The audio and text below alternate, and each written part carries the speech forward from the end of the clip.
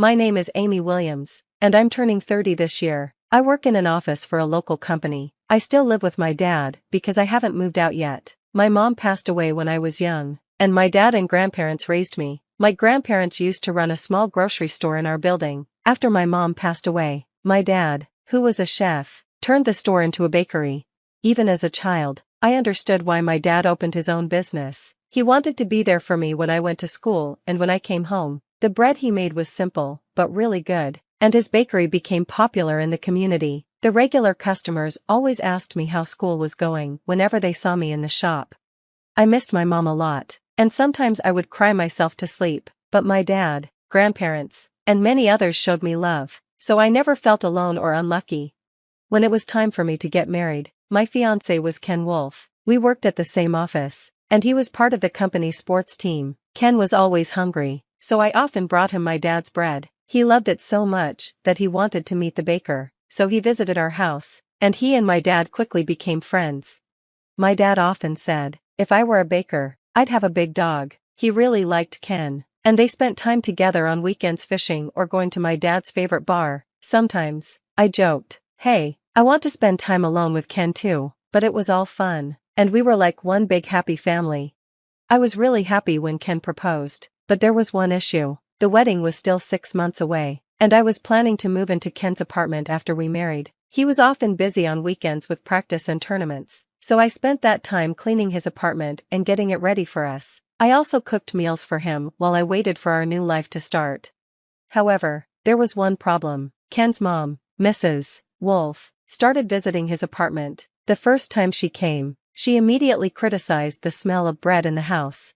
It smells like bread in here. Do you even shower every day? She said as she barged in without knocking, using a spare key. I'm sorry, our bathroom smells like freshly baked bread. I replied, your bread smells awful. You should tell your dad to use better ingredients, like French butter or organic fruit. She sneered, well, he gets the butter from a local supplier, and the fruit is from a nearby store. I said, that's not good enough. Don't come crying to me when his business fails. She added, yes, ma'am, I said, just trying to stay polite. At first, I argued with her, but eventually, I stopped because it wasn't worth it. Even when I agreed with her, she would just get more sarcastic.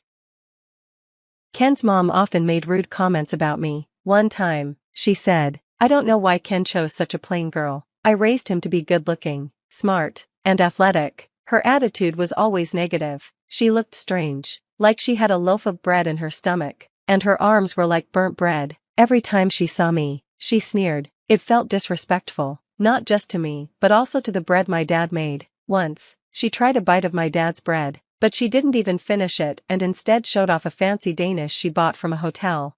Ken's dad wasn't much better. He worked for a company with sales offices in the county. He was transferred to my town a few years ago, and I thought it was impressive that he was becoming influential, but like his wife, he looked down on us because we ran a small business.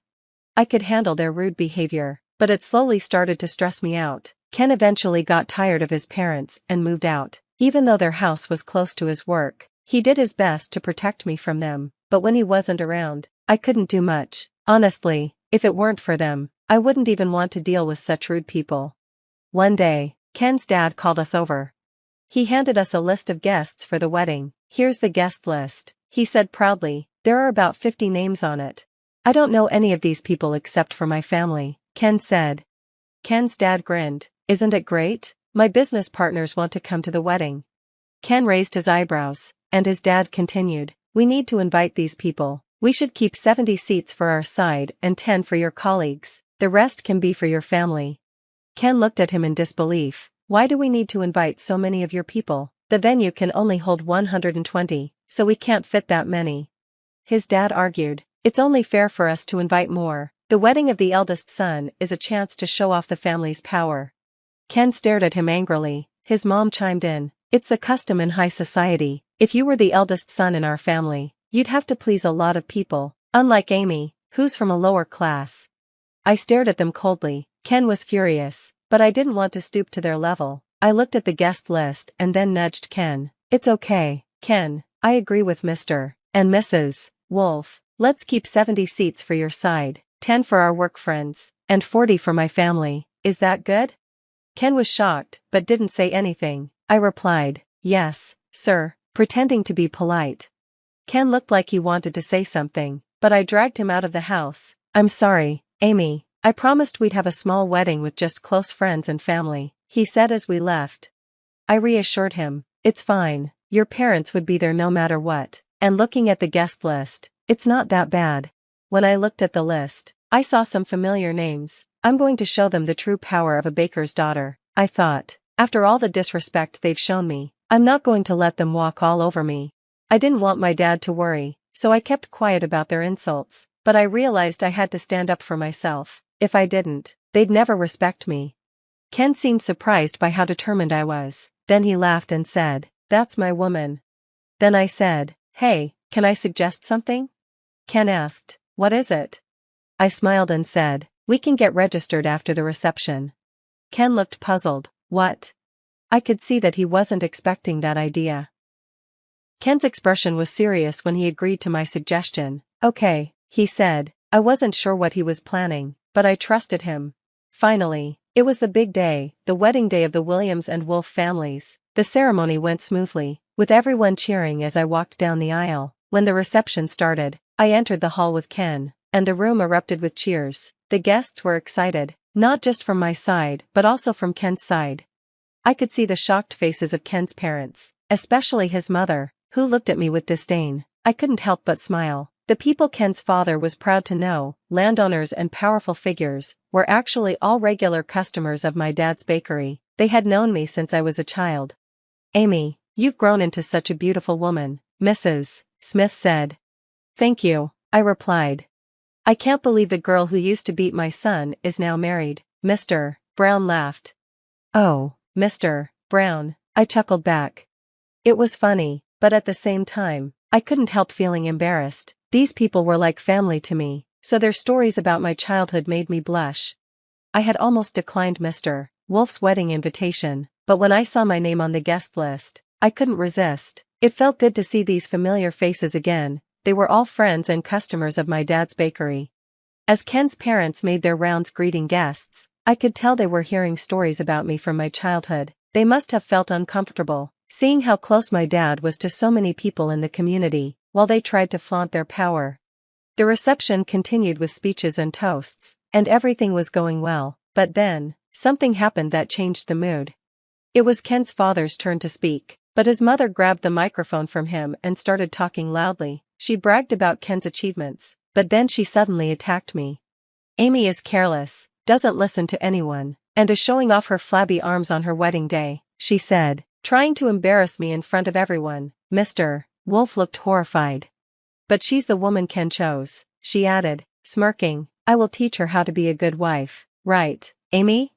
I wasn't going to let her insult me like that, especially not in front of 120 guests. I knew she wasn't my real mother, and I wasn't going to accept her as one. I didn't want to argue, but I also couldn't let her get away with this.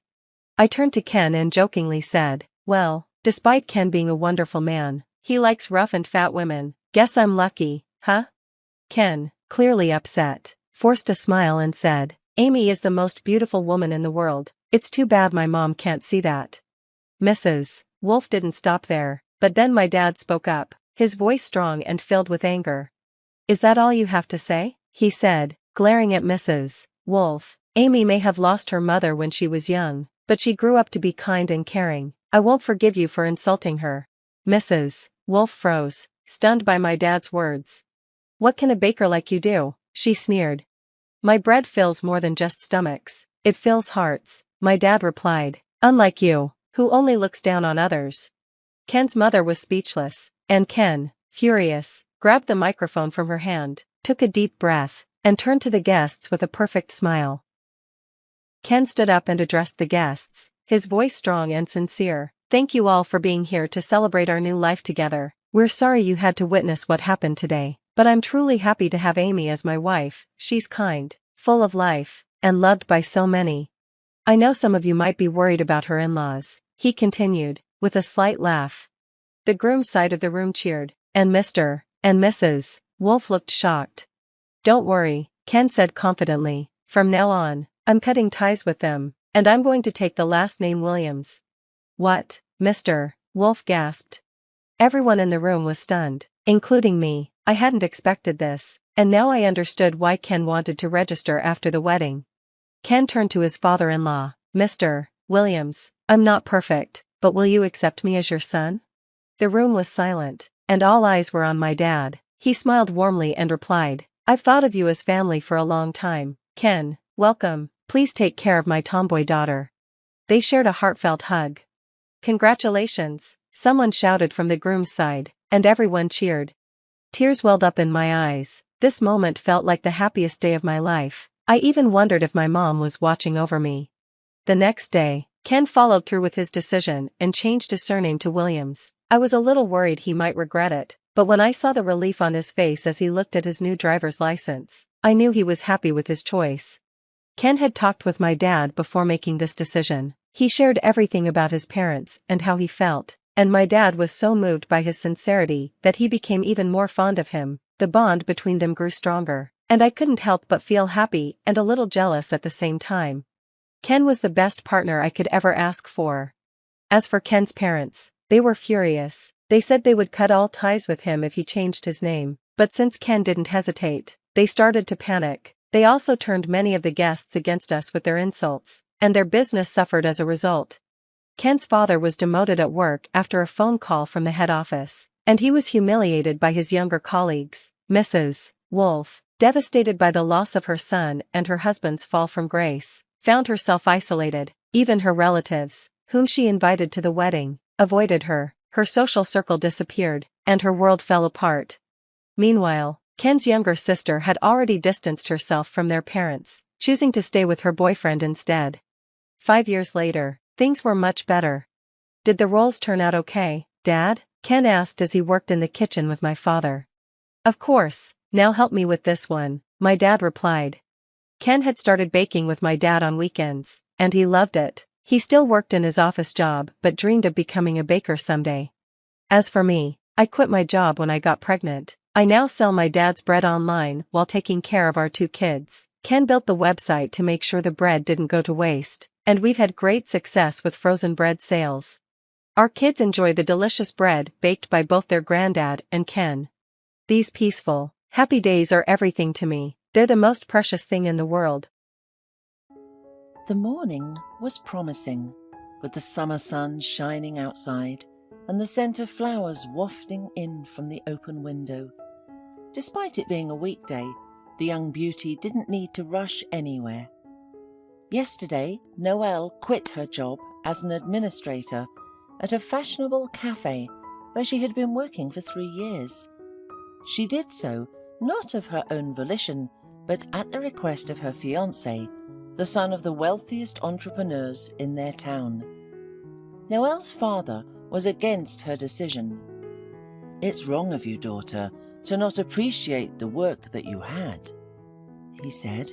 "If you're not going to work there, then where are you going to go? We don't live in a city, and it's hard to find a good job here. You worked so hard to get this position, and what's next? Are you going to sit at home and depend on your husband's handouts? And here, though you were paid not much money, it was your own money." But the daughter reassured her father, saying, "Kevin will figure something out. He'll place me somewhere in their company. I'll be doing paperwork, and I won't be idle. Plus, he doesn't want me to work at the cafe and embarrass his family. Imagine his father's business partners come over, and I'm there working as a waitress in front of them. They'll be ashamed of me." Noelle's father was angry and exclaimed, "You're a foolish girl. You don't understand. They're interfering in your life. And you're not even their daughter-in-law yet. What's next? Will they start counting how many calories you've eaten, for example? What if you get fat and embarrass them? And by the way, your father is a former prisoner. They certainly won't want to let me in as their son's father-in-law. But sorry, I can't change who I am and erase the shameful stain from my life. Don't count your chickens before they're hatched. We don't even know how they've earned their wealth. It's possible to buy a house in Spain with a factory salary. Remember, daughter, if something has arrived, It means somewhere has departed, an old and immutable truth. Oh, that's it. I can't talk about your philosophy too much. Noelle kissed her father on the forehead and left the house. She had a lot to prepare for the wedding, because it was not far off. Noelle stepped out into the sunny day. The girl was at that beautiful age when everything around her seemed cheerful and was painted in bright colours. Noelle grew up as a sociable, kind girl, despite never knowing a mother's love. Her mother died in childbirth, without having time to legalise her relationship with Noelle's father, because he got into prison. So, the girl only met him in person at the age of 10. Since then, Michael had tried to protect his daughter from all the vicissitudes of fate, fending off any troubles from her. After talking to her father, Noelle went to the most prestigious wedding dress salon. She picked out several beautiful options that were brought to her in the fitting room. The bridal salon was considered the most luxurious in the city, so the fitting room was like a big room with a comfortable couch, table and a small podium with tall mirrors nearby. This way, the bride could see herself from all angles. And while Noelle was trying on another dress and admiring herself in the mirror, she unwillingly overheard the two saleswomen talking behind closed doors. They didn't choose words with their dialogue, as they didn't think anyone was there. "Did you hear the news?" one of the girls said. "Kevin Rifkin is getting married. Can you imagine?" "No way," the other exclaimed, as if she had heard of some miracle. "And who caught him? They say he's quite the ladies' man. Won't miss a single skirt." Well, for young fans of free restaurants and seekers of rich foods, this will be the biggest loss of losses. How many girls has he seduced with a luxurious dinner and a free vacation at the seaside? It's impossible to count. "I wonder," whispered the second woman, "who did he choose as a wife? Probably someone just as wealthy, or maybe his parents chose a suitable match for him." "No," objected the first saleswoman. "They say she's just an ordinary girl who works as a waitress in some cafe. Kevin saw her and was struck by her beauty. Good for her, she snagged a rich guy. Apparently, she wanted more than just a fancy dinner and a nice vacation. She knows her worth. They say his ex-girlfriend was furious when she found out he was marrying a commoner." "Well, she must be a real beauty," said the second woman, "since he fell so hard that he's even marrying her. Lucky her. But one thing's for sure, all she wants from him is money, because Kevin Rifkin doesn't shine with beauty or intelligence." "Well, what did you expect?" replied the other. "Someone has to be good-looking in the family, and someone has to earn the money. A man doesn't have to be handsome. A man should be a provider." "Oh, well, what kind of provider is he?" retorted the conversationalist. "He lives off his parents, and he is only listed in the company on paper. They say his deputy does everything for him. This Kevin doesn't know what it's like to rent an apartment or pay for food. Everything he has is from his daddy's gifts. He's the only one in the company who has a position by birthright, not by talent or hard work. I feel sorry for his fiancée. She doesn't know what she's gotten herself into. Money talks, and this is a typical marriage of convenience." The senior saleswoman, helping Noelle try on a dress, suddenly noticed that she was listening to the conversation of the girls behind the door. Therefore, she went out to them and sternly reprimanded them, making them keep their tongues in check. "I'm not getting married for money." Noelle wanted to scream, but she held back, realizing that the scandal could reach the groom's parents, and then nothing good would come of it. They were the kind of people who treasured their family's reputation. All the festive mood had vanished, and Noelle decided not to buy a wedding dress, at least not now and not in this salon. When she came out of the fitting room with a stony face, she scrutinized the saleswomen, who were smiling at her as if nothing had happened. However, they were surprised and disappointed when Noelle did not buy the expensive dress she had chosen, which cost a fortune. "Do you get paid from the sales, right?" the bride-to-be asked the chatty girls. "What a pity. I'll go to another salon where people don't gossip." The senior saleswoman, who had hoped for a fat check, realized that the two gossipers had ruined everything and scolded them. "Why did you gossip here? Is there not enough work for you?" The customer listened to your gossip and she got upset. "And what if she tells other customers that the brides are being gossiped about here? We'll go bankrupt like this." The frightened consultants scattered to their own tasks. Meanwhile, Noelle, feeling upset, wandered along the street. "Is everything said true?" she wondered. "My Kevin isn't like that." But the surname Rifkin was mentioned. "No, I am not going to ruin my wedding because of the silly gossip." Then the girl remembered that today she was going to choose a festive cake and went to the confectionery. Although Kevin's family had hired 2 specialists to organize the wedding, Noelle still wanted to choose her wedding cake herself. The confectionery offered her different options for this dessert, and she chose a tall 5-tiered cake decorated with fruit and berries, and on top it was decided to place mini copies of the bride and groom made of marzipan. After finishing with this, Noelle decided to have a snack and went to the cafe where she used to work.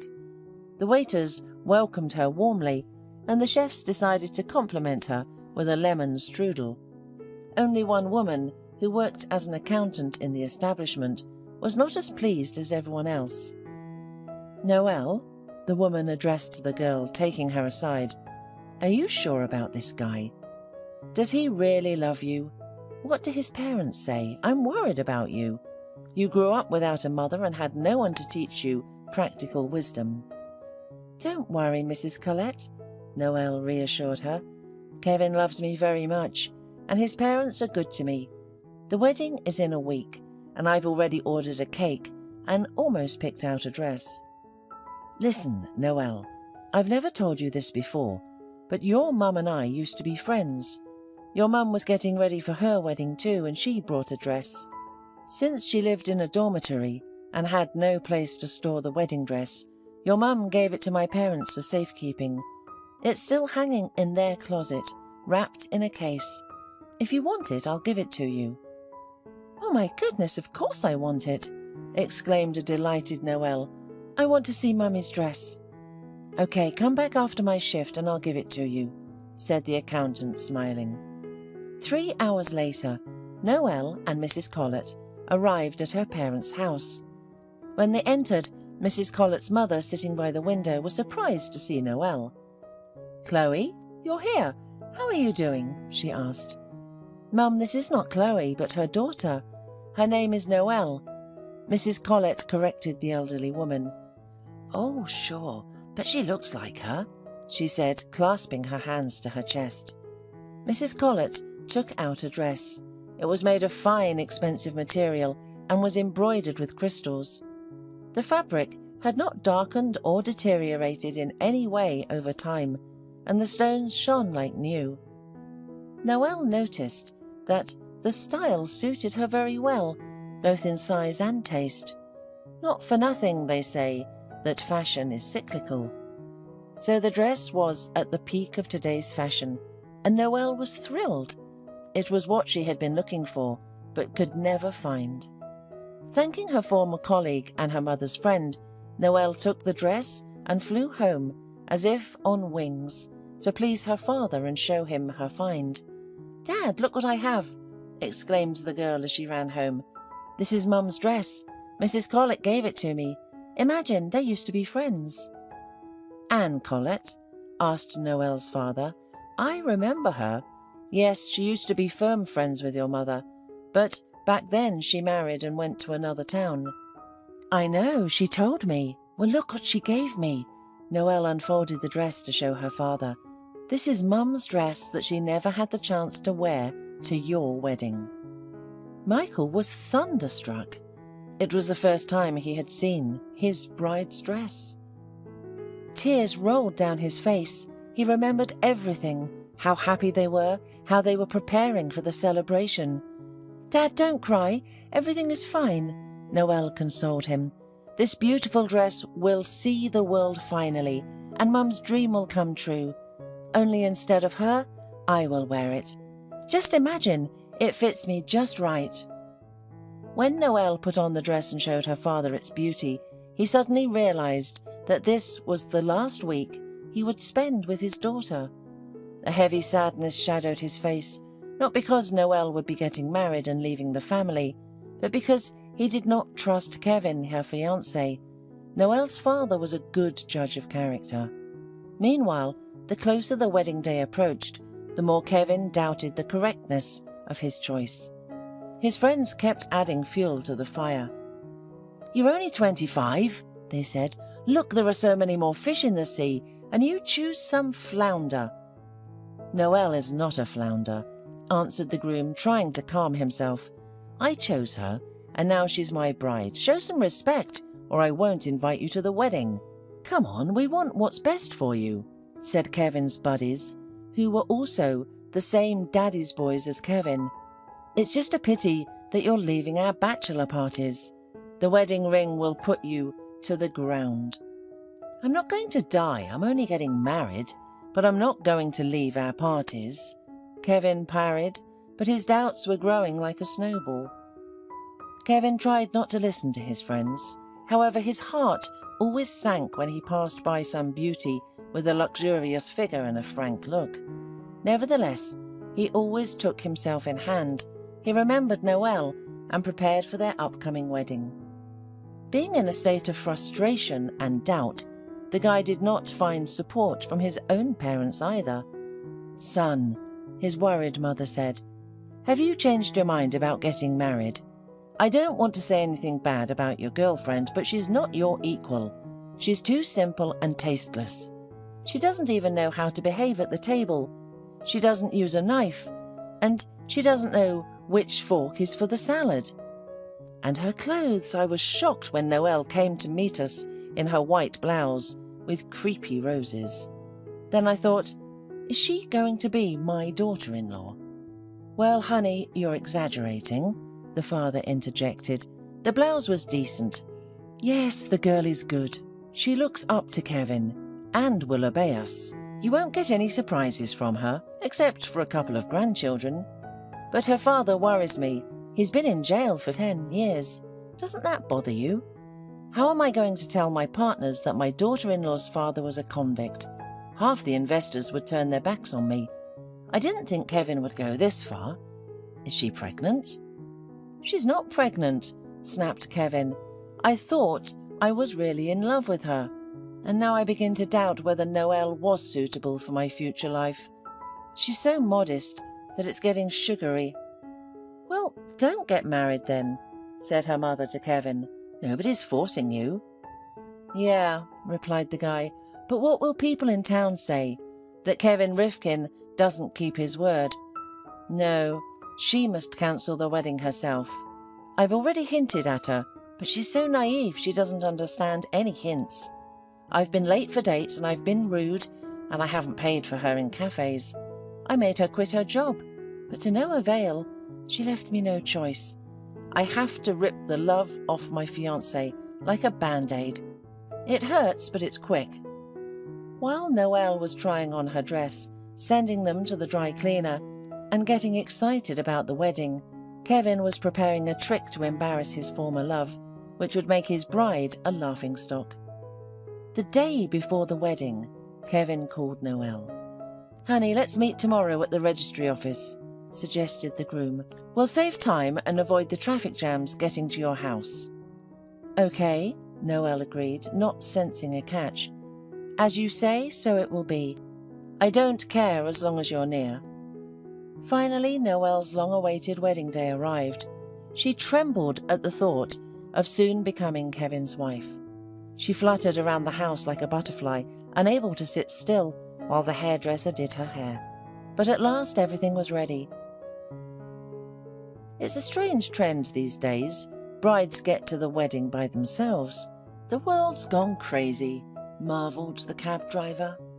"Well, it's not a problem for me," Noelle said to the cab driver. We'll meet the groom right at the registry office.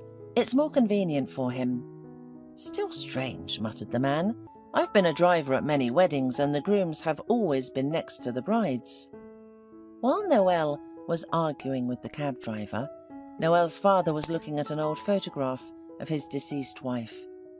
"Well, darling, I'm giving away our daughter in marriage. She's all grown up now, as you see. I am staying at home. Don't ask, the groom's parents didn't want to see me at their rich feast. They said I'd embarrass the guests, but I know those guests. They're not embarrassed to steal on a huge scale from the people in the state. But when they see an ex-cop, they're scared to death. They are embarrassed to see us, ordinary people, in their circle. I wish I knew how you are there, my dear." When Noelle arrived at the wedding, she found that all the guests had already gathered at the door of the ceremonial hall. They were very surprised that the bride had entered alone and unaccompanied, but the maid of honour explained to the others that this was the agreement with the groom. Some of the women shook their heads reproachfully. The men looked at each other, many of them not understanding the strange behaviour of the young people. The ceremony was about to begin, and Kevin was still absent. Noelle called him, but his phone was unavailable. She started to panic, and her friend tried to calm her down. She said that maybe the groom's motorcade was stuck in traffic. However, Noelle didn't believe it anymore, and she wanted to cry. Kevin's father and mother sat nonchalantly in the chairs, drinking champagne and calmly observing the general turmoil. "Where's Kevin? Maybe you managed to reach him?" the bride asked the groom's parents worriedly. "It's you who should know, honey. Where your future husband is, don't ask us, please," Kevin's mother replied arrogantly. "Why didn't you come here together? By the way, my son said that you were out of sorts yesterday. Is that so?" "Not at all," exclaimed the bride.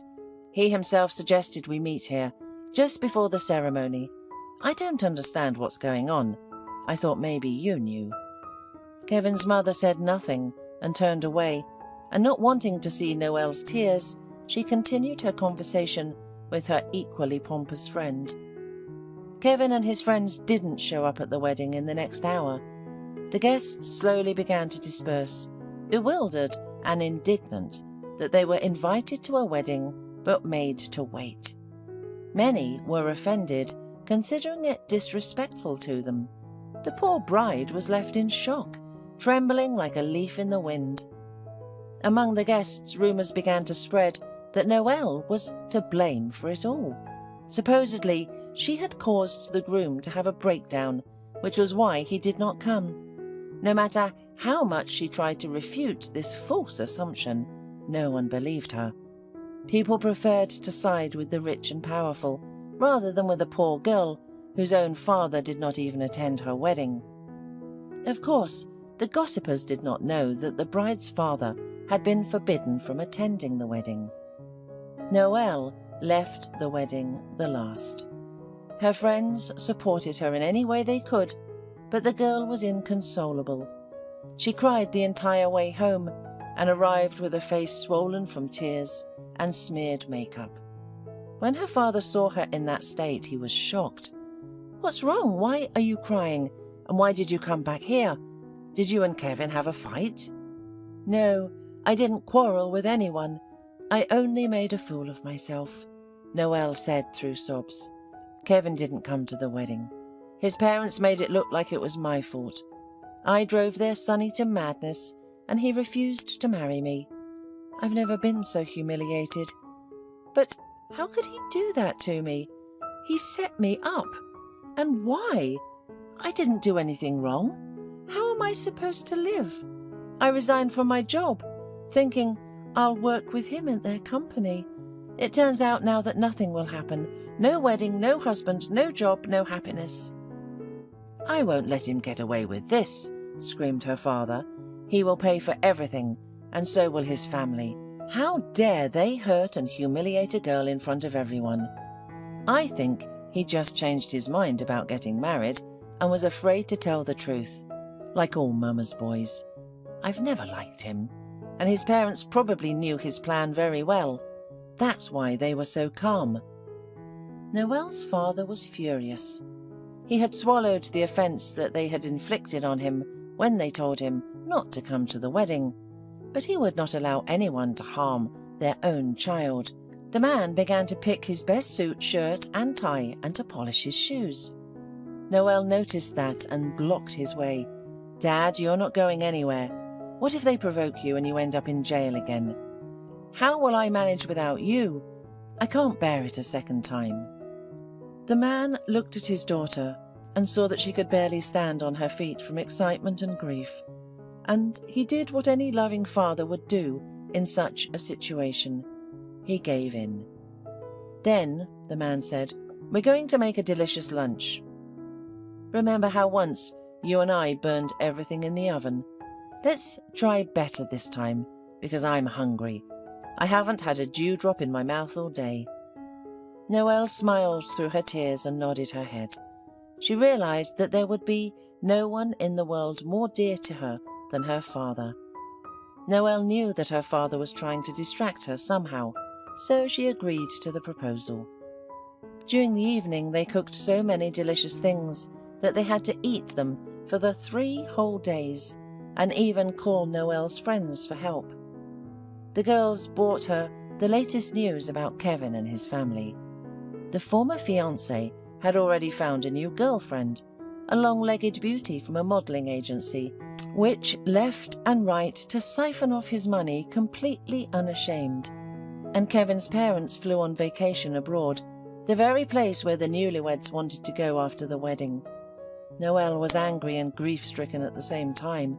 She was filled with resentment because she gave up almost everything for Kevin and spent almost a year of her life on him, all for nothing.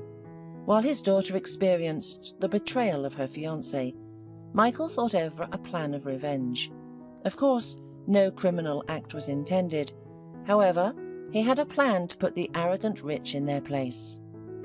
Once, Noelle's father was a businessman. Back then, everyone was spinning as best they could. And Michael, together with a friend, wanted to pull off one financial scam, after which they would become millionaires. But their plan failed. Noelle's father was arrested for financial crime and sent to a pre-trial detention centre. The trial was demonstrative, so Michael was given the maximum, 10 years. Michael's friend had a sick wife in his care, so he took all the blame on himself, making his friend a witness in the case. For this, the companion swore that he would be more than willing to pay for the rescue. Unfortunately, a year later, his friend's wife died of illness. When Michael was already in prison, his fiancée, Noel's mother, told him that she was expecting his child. She was happy that she was pregnant, and Michael was upset because he knew perfectly well that he would not see the baby's first steps and would not hear him called Daddy. Then the bride reassured him that she would definitely wait for him. But fate ordered otherwise. Noelle's mother died during childbirth, so the girl was given to an orphanage. Michael's friend, as he could, fought with bureaucrats for custody of the little girl, but since he was a widower, he was denied custody. Only 10 years later, the father took his daughter out of the orphanage. The companion, who managed to dodge justice, constantly visited Noelle's father, and every time he said that he owed him for the rest of his life and that, if necessary, he would fulfill any wish. Michael always refused the offer. The business had brought him nothing but grief, and therefore he had no intention of having anything more to do with it.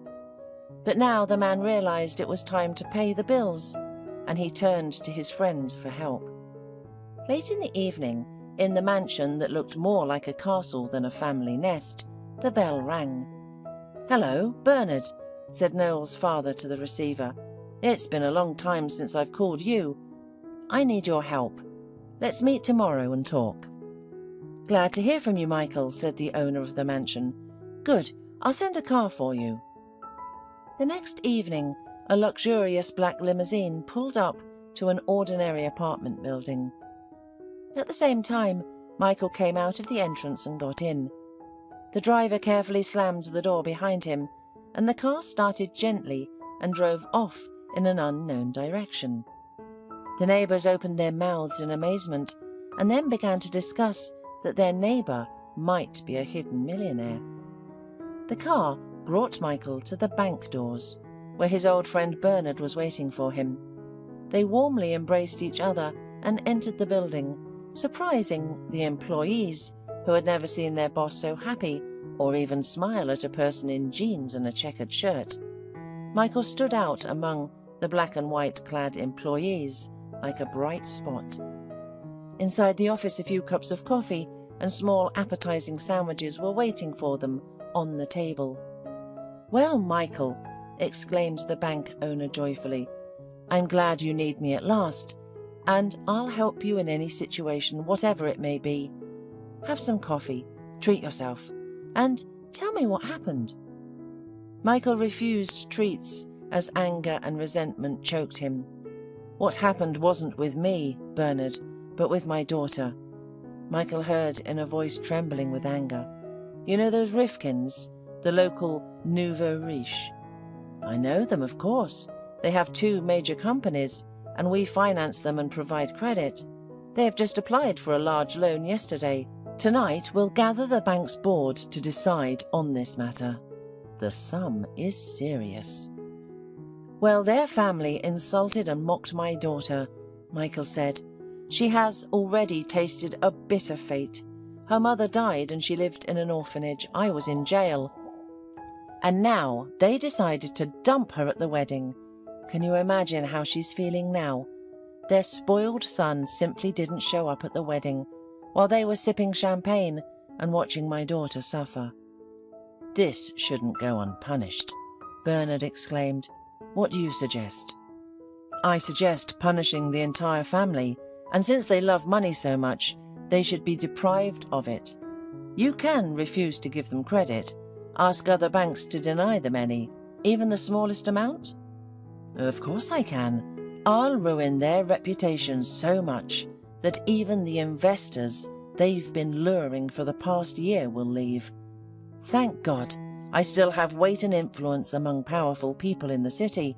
I'm not boasting, but everything will be as you want it to be." "Thank you. That's great," Michael exclaimed happily. "Let people know what unreliable partners they are, that they can't even sort out things within their own family, let alone with other people's money or business." "You're right. A strong family is the main indicator.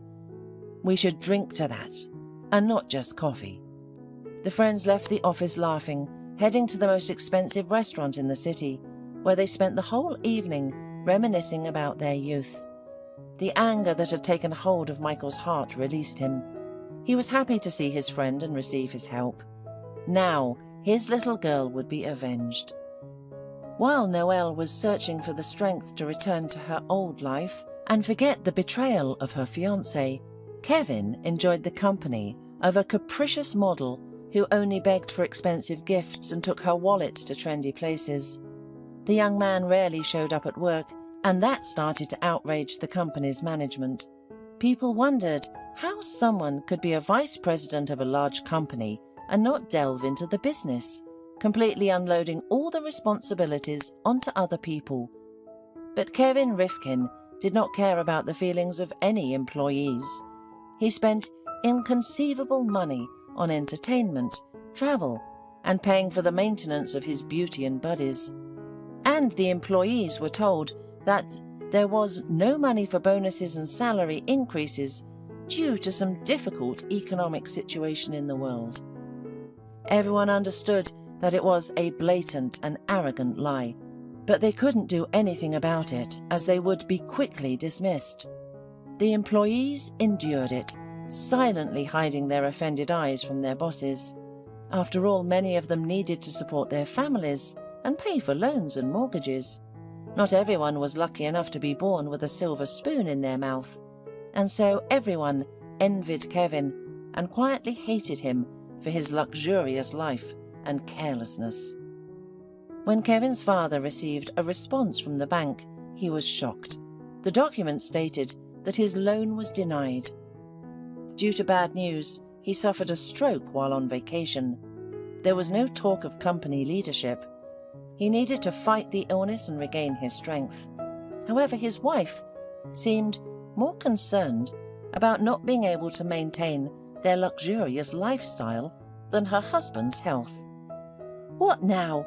I won't be able to buy the diamond necklace I ordered from the famous Swiss master, will I? I have been waiting a year for my turn," she lamented next to her sick husband. "What will I tell my friends, that I'm poor?" "Let me sleep," Kevin's father weakly responded. "You have a mess in your head. Call our son and tell him to take over the company." Meanwhile, the women's rich friends were aware of their financial problems and refused to meet with them. They were afraid that Mrs. Rifkin would ask for help and financial injections from their husbands. No one wanted to sink with them. By some sixth sense, the rich friends understood that something was wrong here and that there was a hidden campaign against the Rifkins, so they were afraid to be in the same boat with them.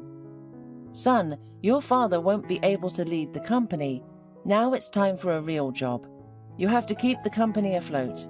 Your father is having difficulty speaking, but the doctors promise that he will recover. Therefore, for all actions and decisions, you are responsible. Do what you want, but get the funds for development and employee salaries. Just don't tell anyone that we are in trouble." Kevin's mother called him from vacation. "Maybe you'll become the boss yourself," said an unhappy Kevin. "I have a party tomorrow. I paid for a famous band to sing for my girlfriend and friends. We can't cancel the celebration." "Are you crazy?" exclaimed his mother. "What band? We can't afford to pay people. No parties for now. Kevin, go to work. We gave you a good education and entrusted you with a high position. We'll be back soon, and I want to fix the situation by the time I arrive, otherwise you'll lose your inheritance." This threat immediately affected the young man, and he began calling his friends to cancel the party. The band will have to pay a penalty, but he wasn't going to tell his parents about it. When the beautiful girlfriend found out that Kevin had no more financial opportunities, she quickly found another source of money and easily jumped on it. However, she refused to return the money and precious gifts that Kevin had given her, despite all his requests. The girl said straight to Kevin's face that it was payment for the fact that she adorned an unremarkable wealthy son with her presence. Kevin was in shock. He wasn't used to refusals, much less such insulting statements. He remembered his Noelle, who was gentle and affectionate with him, and doubts crept into his heart that he had offended the only girl who sincerely loved him. He suddenly felt that everything that was happening to his family was divine retribution for the offense he had caused to an innocent person. He decided to call his ex-fiancée, but she blocked his number, and the young man realized that all the ways back were cut off. The young businessman needed to focus on the company, so the next morning he gathered the meeting to get a plan from top managers on how to get out of the debt pit and not let the company be sold off in parts. However, the disrespect and suppression of human opinion, which were practiced for years in the company by his father, now made themselves felt. Heads of departments and managers were afraid to express their opinions on the company's development, fearing that they might be fired, like some employees in the past. Kevin did not get any clear answers or proposals from his subordinates, whose eyes and even mannerisms were full of fear. And then the young man decided to act independently, relying on his limited knowledge of business. Only now did he realize that he was not worthy of this position, simply because he did not possess the necessary knowledge. This realization greatly oppressed him, and his worries found no support anywhere. He vented his anger on his parents, blaming them for raising him so lazy and stupid. "Do you hear what the owner's son said?" one director said to another. "He talked such nonsense that my eyes went dark." "Time to pack up and abandon this sinking ship," said the second executive. "At this rate, this financial genius will lead the company to bankruptcy. I feel sorry for the people who are hoping for these jobs."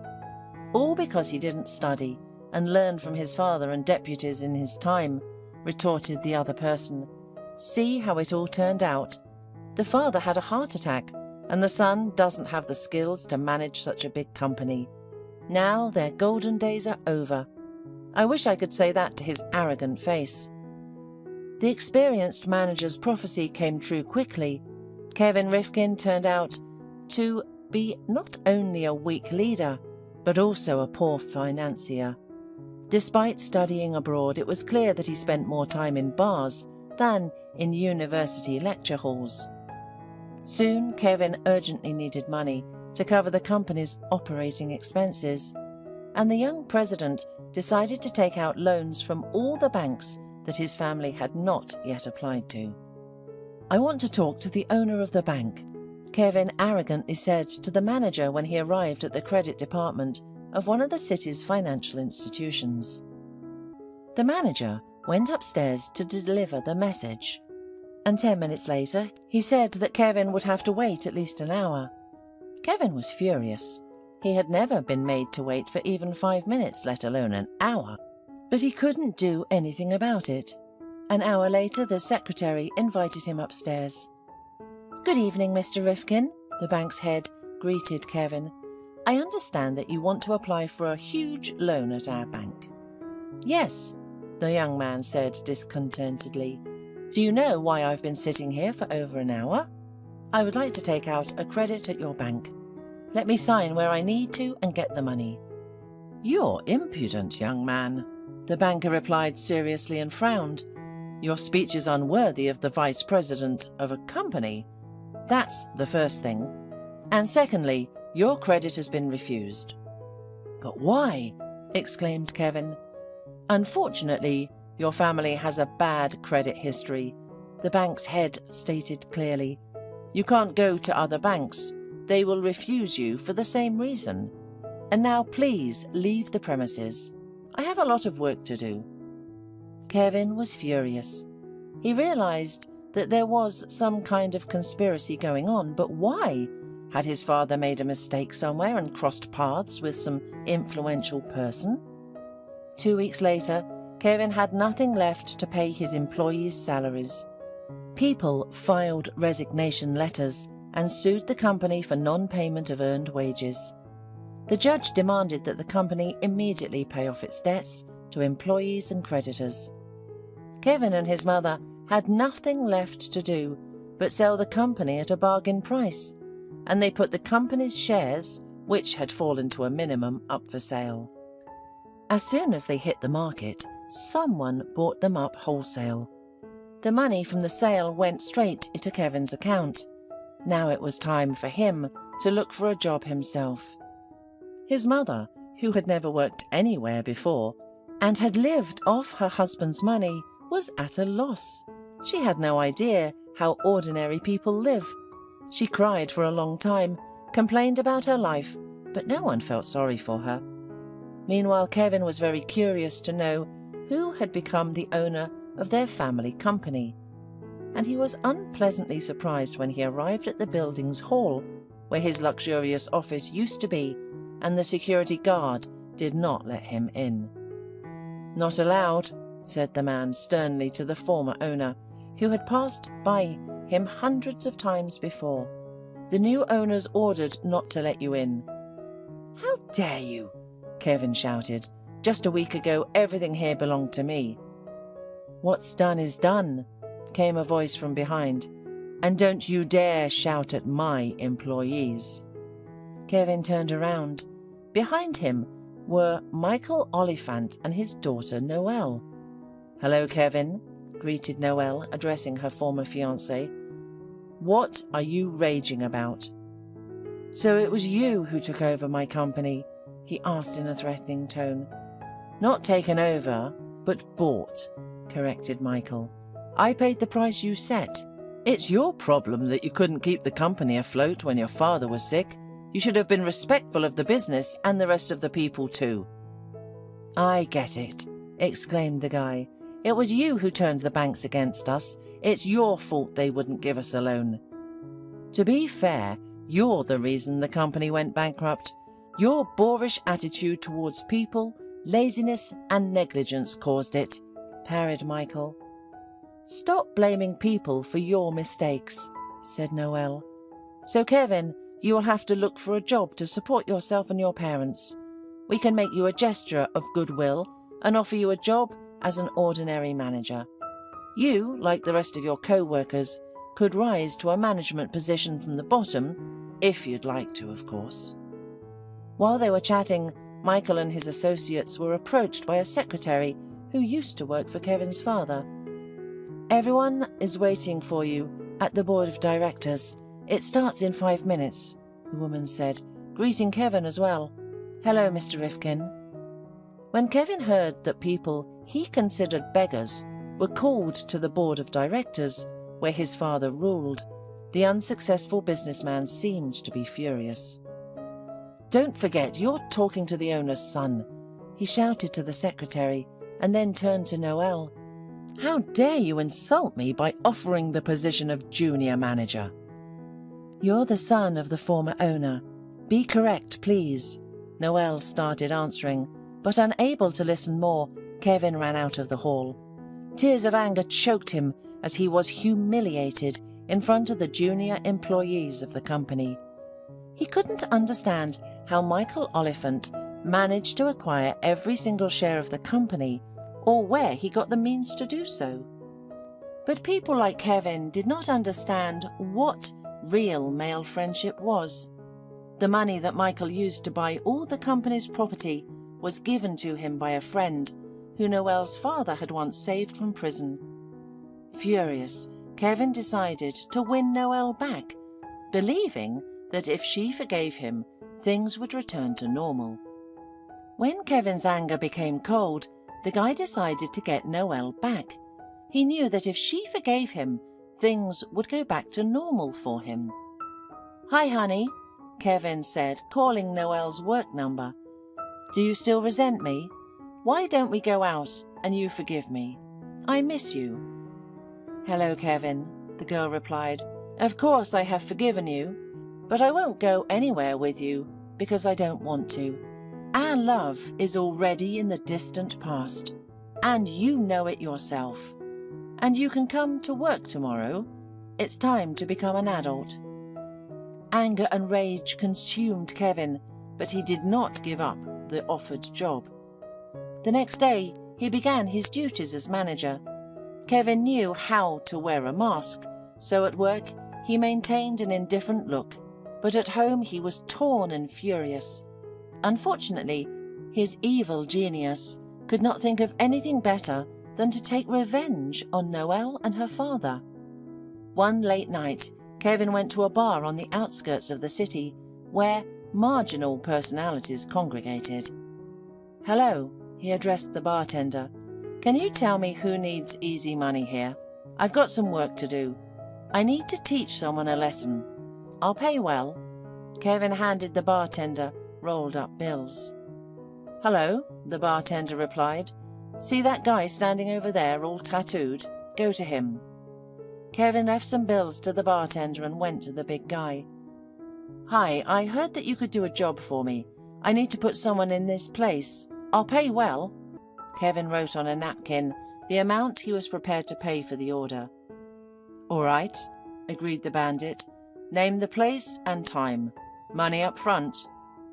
That same evening, Kevin's verdict was carried out. That evening, Noelle went home alone. As soon as she reached the middle, the path was blocked by a huge man. "Are you Noelle?" asked the man. "I am," said the surprised girl. "Why?" But she had no time to get an answer to the question, because it was immediately followed by a blow to her stomach. The girl screamed and fell down. She began to call for help, but there was not a soul around. She tried to run, managed to get up somehow, but the stranger grabbed her hair from behind and pushed her. In the man's hands was an iron rod. Noelle thought her life was over until someone hit the attacker on the head from behind. The man fell down. "Can you get up? Lean on me and let's go faster. He'll wake up soon," a male voice was heard. "Who are you?" "Just a passerby. I heard someone screaming, so I decided to help." Noelle calmed down and decided to look at her saviour. He was a young man, about 25 years old. His clothes were quite worn, but clean and tidy. It was obvious that the guy wasn't wealthy. "Where do you live?" he asked. "2 stops from here," Noelle replied. "That's a bit far. Shall we go to my place and get your abrasions treated?" "What's your name?" she asked. "I'm Noelle. You are?" "Will," he replied. When they reached Will's house, Noelle stopped at the entrance. It was hard to call it a house, more like a hovel. When they entered, Noelle found that inside everything looked not so bad. A girl about 10 years old came out of a small room. "Meet," said Will. "This is my niece, Molly, and this is Noelle. She was almost killed just now." Molly gasped in shock. "There are a lot of psychos around," said Noelle. Molly quickly set the table and soon scones, cheese and strong tea appeared before them. "Eat," said the girl. "You need to regain your strength, and then we'll take you home." It was very pleasant and warm for Noelle to be their guest. 2 hours later they arrived at Noelle's apartment. The father was worried because he couldn't reach his daughter. When he found out what had happened, he was shocked and truly grateful to Will. But at the same time, he couldn't stop staring at Will's face. He looked very familiar. There was only one person with an identical appearance. His friend in the colony, who had protected Michael from the other prisoners by covering him with himself. The friend was killed by a self-made knife. "Wasn't your father's name Ivan?" "Yeah, Ivan," Will answered in surprise. "How did you guess?" Michael sighed. "Ivan was my friend and died for me. So now you are like a son to me. Stay with Molly at our place." The young man was pleased that someone knew his father and offered him help. He told his new friends that the apartment had been taken away from them by black realtors. Then he found an empty old house and started living there. And later, disaster struck. His sister and her husband died in a car accident. Their daughter Molly became an orphan, and Will had to take her in.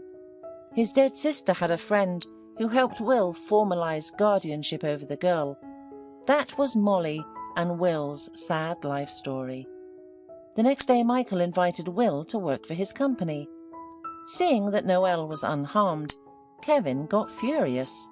In addition, he was angry that some vagrant from the street took the prestigious position of a PR manager. After another hour, the security service reported to Michael exactly who had organized the attempt. "Get out," Michael shouted at Kevin, "and I advise you to go to the police with a heartfelt confession." Kevin went home like a beaten dog, and there he was met by his sick father and furious mother, who shouted and scolded her loser son. Having received a suspended sentence, Kevin, like all weak-spirited people, started drinking himself black. When the stock of money ran out, he began to sell valuable things from the house, and the funds received were used to drink. Soon, the Rifkin's family was completely forgotten, and Will and Noelle announced the wedding. The wedding was held with a bang. Colleagues and family friends were invited, and 3 months later, Noelle said that Michael would soon become the grandfather of a grandson. Not long ago, Mrs. Hurst's only son died. He died as a hero, but it didn't make it any easier for a mother's heart. And now, walking along the path to her son's grave, Mrs. Hurst reproached herself for one thing. Why did she agree to have Gregor buried here in the city? It would have been better to bury him in his hometown, next to his father's grave, where she too would be soon. She didn't have long left, At least, that's what the grief-stricken mother thought. Grief had stunned her and crushed her heart, and now it had not let go for 40 days. Yeah, today was 40 days since Gregor passed away. When it came to the question of burial, Mrs. Hurst agreed to his friend Fred's suggestion. Let Gregor rest at the city cemetery. His family was here, his wife, but they never had children with Gregor. Heather was a beautiful, smart woman from a wealthy family. Mrs. Hurst thought that her son and his wife were soulmates. Only at the funeral did she realise how wrong she was. Heather, who was frankly bored of her husband's funeral, didn't even shed a tear. If it weren't for her mourning attire, no one would have believed that she had become a widow. Heather was practically yawning. It was clear that the ceremony was just a burden to her. She didn't even kiss her husband goodbye or stay for the memorial. Neither did her parents. And Gregor died because of a fire in the warehouse where building materials were stored. Gregor was the first to rush to save the workers who were locked in one of the rooms. He saved everyone, 3 labourers, and himself, after inhaling smoke, died in the hospital unconscious. Yes, Gregor was a hero. He had been one since childhood. Mrs. Hurst slowly walked along the path, remembering how her son saved and healed everyone, from cats and dogs to pigeons, at a young age. He always helped the elderly neighbours, whether by watering the garden or running to the store. Well, and he didn't forget about the household chores. He had a kind heart. Mrs. Hurst and her husband only supported their son and often said, "Doing good is right. It will come back to you." They thought he would become a doctor or a veterinarian, but Gregor went to a construction college. Well, it's also a good profession. His parents didn't argue, they were just happy for their son. He was their late child, born when Mrs. Hurst was already over 40, a real miracle. When Gregor was in his second year of college, his father suddenly died. His heart just stopped. Mrs. Hurst thought she would die of grief herself, but the thought of her son kept her going. In his third year, Gregor started to work to make it easier for his mother. She scolded him, saying that his main job was to study, and providing for him was her concern. She worked as a teacher in the village, earning a little, but what did she need? Everything was for her son. However, Gregor just waved it off. He couldn't just sit on his mother's back and do nothing. So from his college years on, he gradually began to get involved in business. And after graduation, he opened his first construction company, which gradually expanded. Of course, he wasn't a millionaire, but he was able to buy a house, a car, and renovate a house for his mother in the village. She was already retired at the time. And then Gregor got married. Mrs. Hurst didn't like her daughter-in-law at first, a spoiled city girl, the daughter of a local banker. But she didn't have to live with her. The main thing was that Gregor liked her, and everything seemed to be good for them. Of course, Heather didn't communicate much with her mother-in-law and never came to the village. The in-laws also appreciated the choice of their daughter, but they felt Gregor had a business talent and would go far. Moreover, he loved their daughter, spoiled her, and fulfilled all of her whims. Heather used to change expensive jewellery regularly, disappear into expensive boutiques and travel to resorts.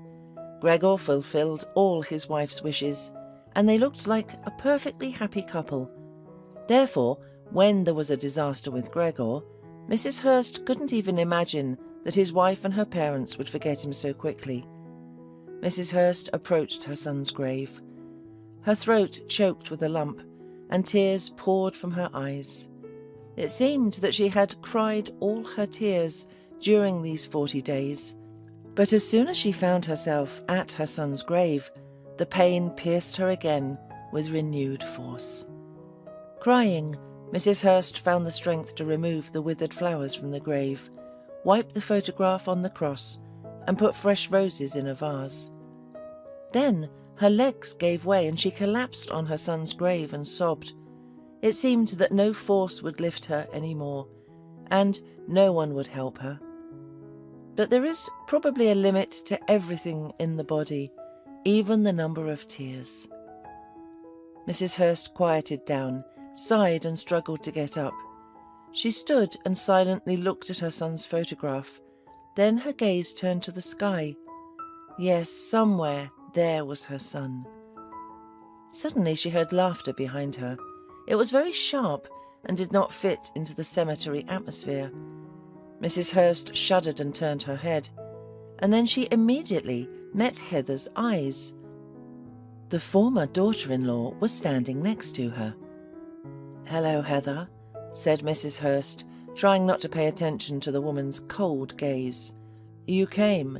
You didn't forget. Today is the 40th day since Gregor's death." "So what?" Heather smirked. "I'm here for other things, just passing by." Poor, shocked mother was lost for words. Only now did she see that Heather was not alone. A man in an expensive suit was standing next to her. He clearly whispered something amusing to his companion. There was a half smile on his face now, and Heather was smiling too. And all this ugly, unbelievable scene was next to her husband's grave, 40 days after his burial. "Darling, let's go," Heather's companion said.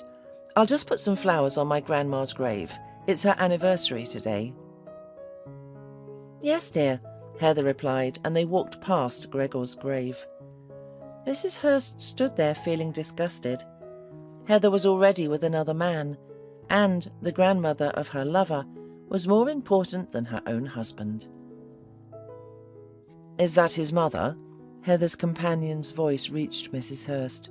"Yes, a peasant woman, and her son was the same." Heather waved her hand contemptuously. "And the child? Have you decided what to do with him?" asked the man. "Yes, everything is already decided. I don't need a child from a loser." They talked as if Mrs. Hurst was a Pole or nothing. But the elderly woman, hearing about the child, stirred. She rushed after her former daughter-in-law and grabbed her hand. "Heather, are you pregnant?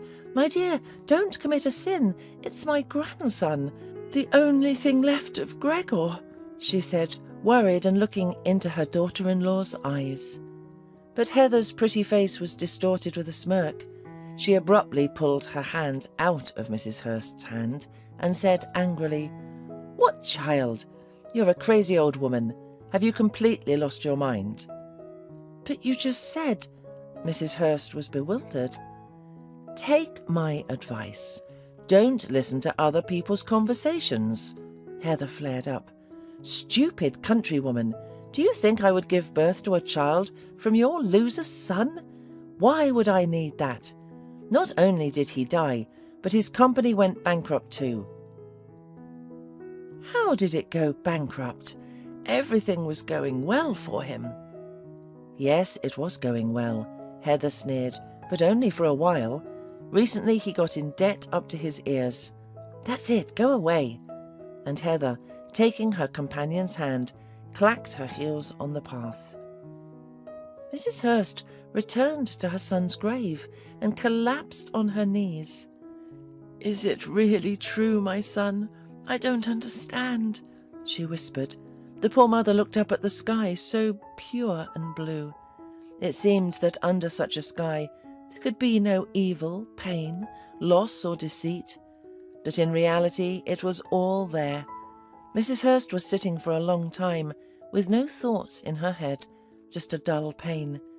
She did not see how Heather and her companion walked back, not even paying attention to her former mother-in-law.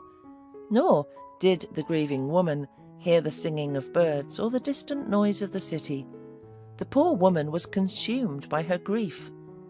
Yes, her son had been living, trying and doing something, but eventually no one would remember him except his mother. And unfortunately, Gregor left no trace on this earth. Mrs. Hurst did not know how long she had been sitting there when, suddenly, Her phone vibrated in her pocket.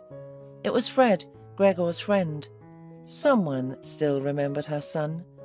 The woman answered the call. "Hello, Mrs. Hurst, are you at the cemetery?" asked Fred. "Yes, I am," she replied. "Can you wait for me there? I just got off work. We can go to a cafe then and remember Gregor." "Yes, okay," the woman agreed, and an hour later they were sitting in a small cafe. The piece of food wouldn't go down.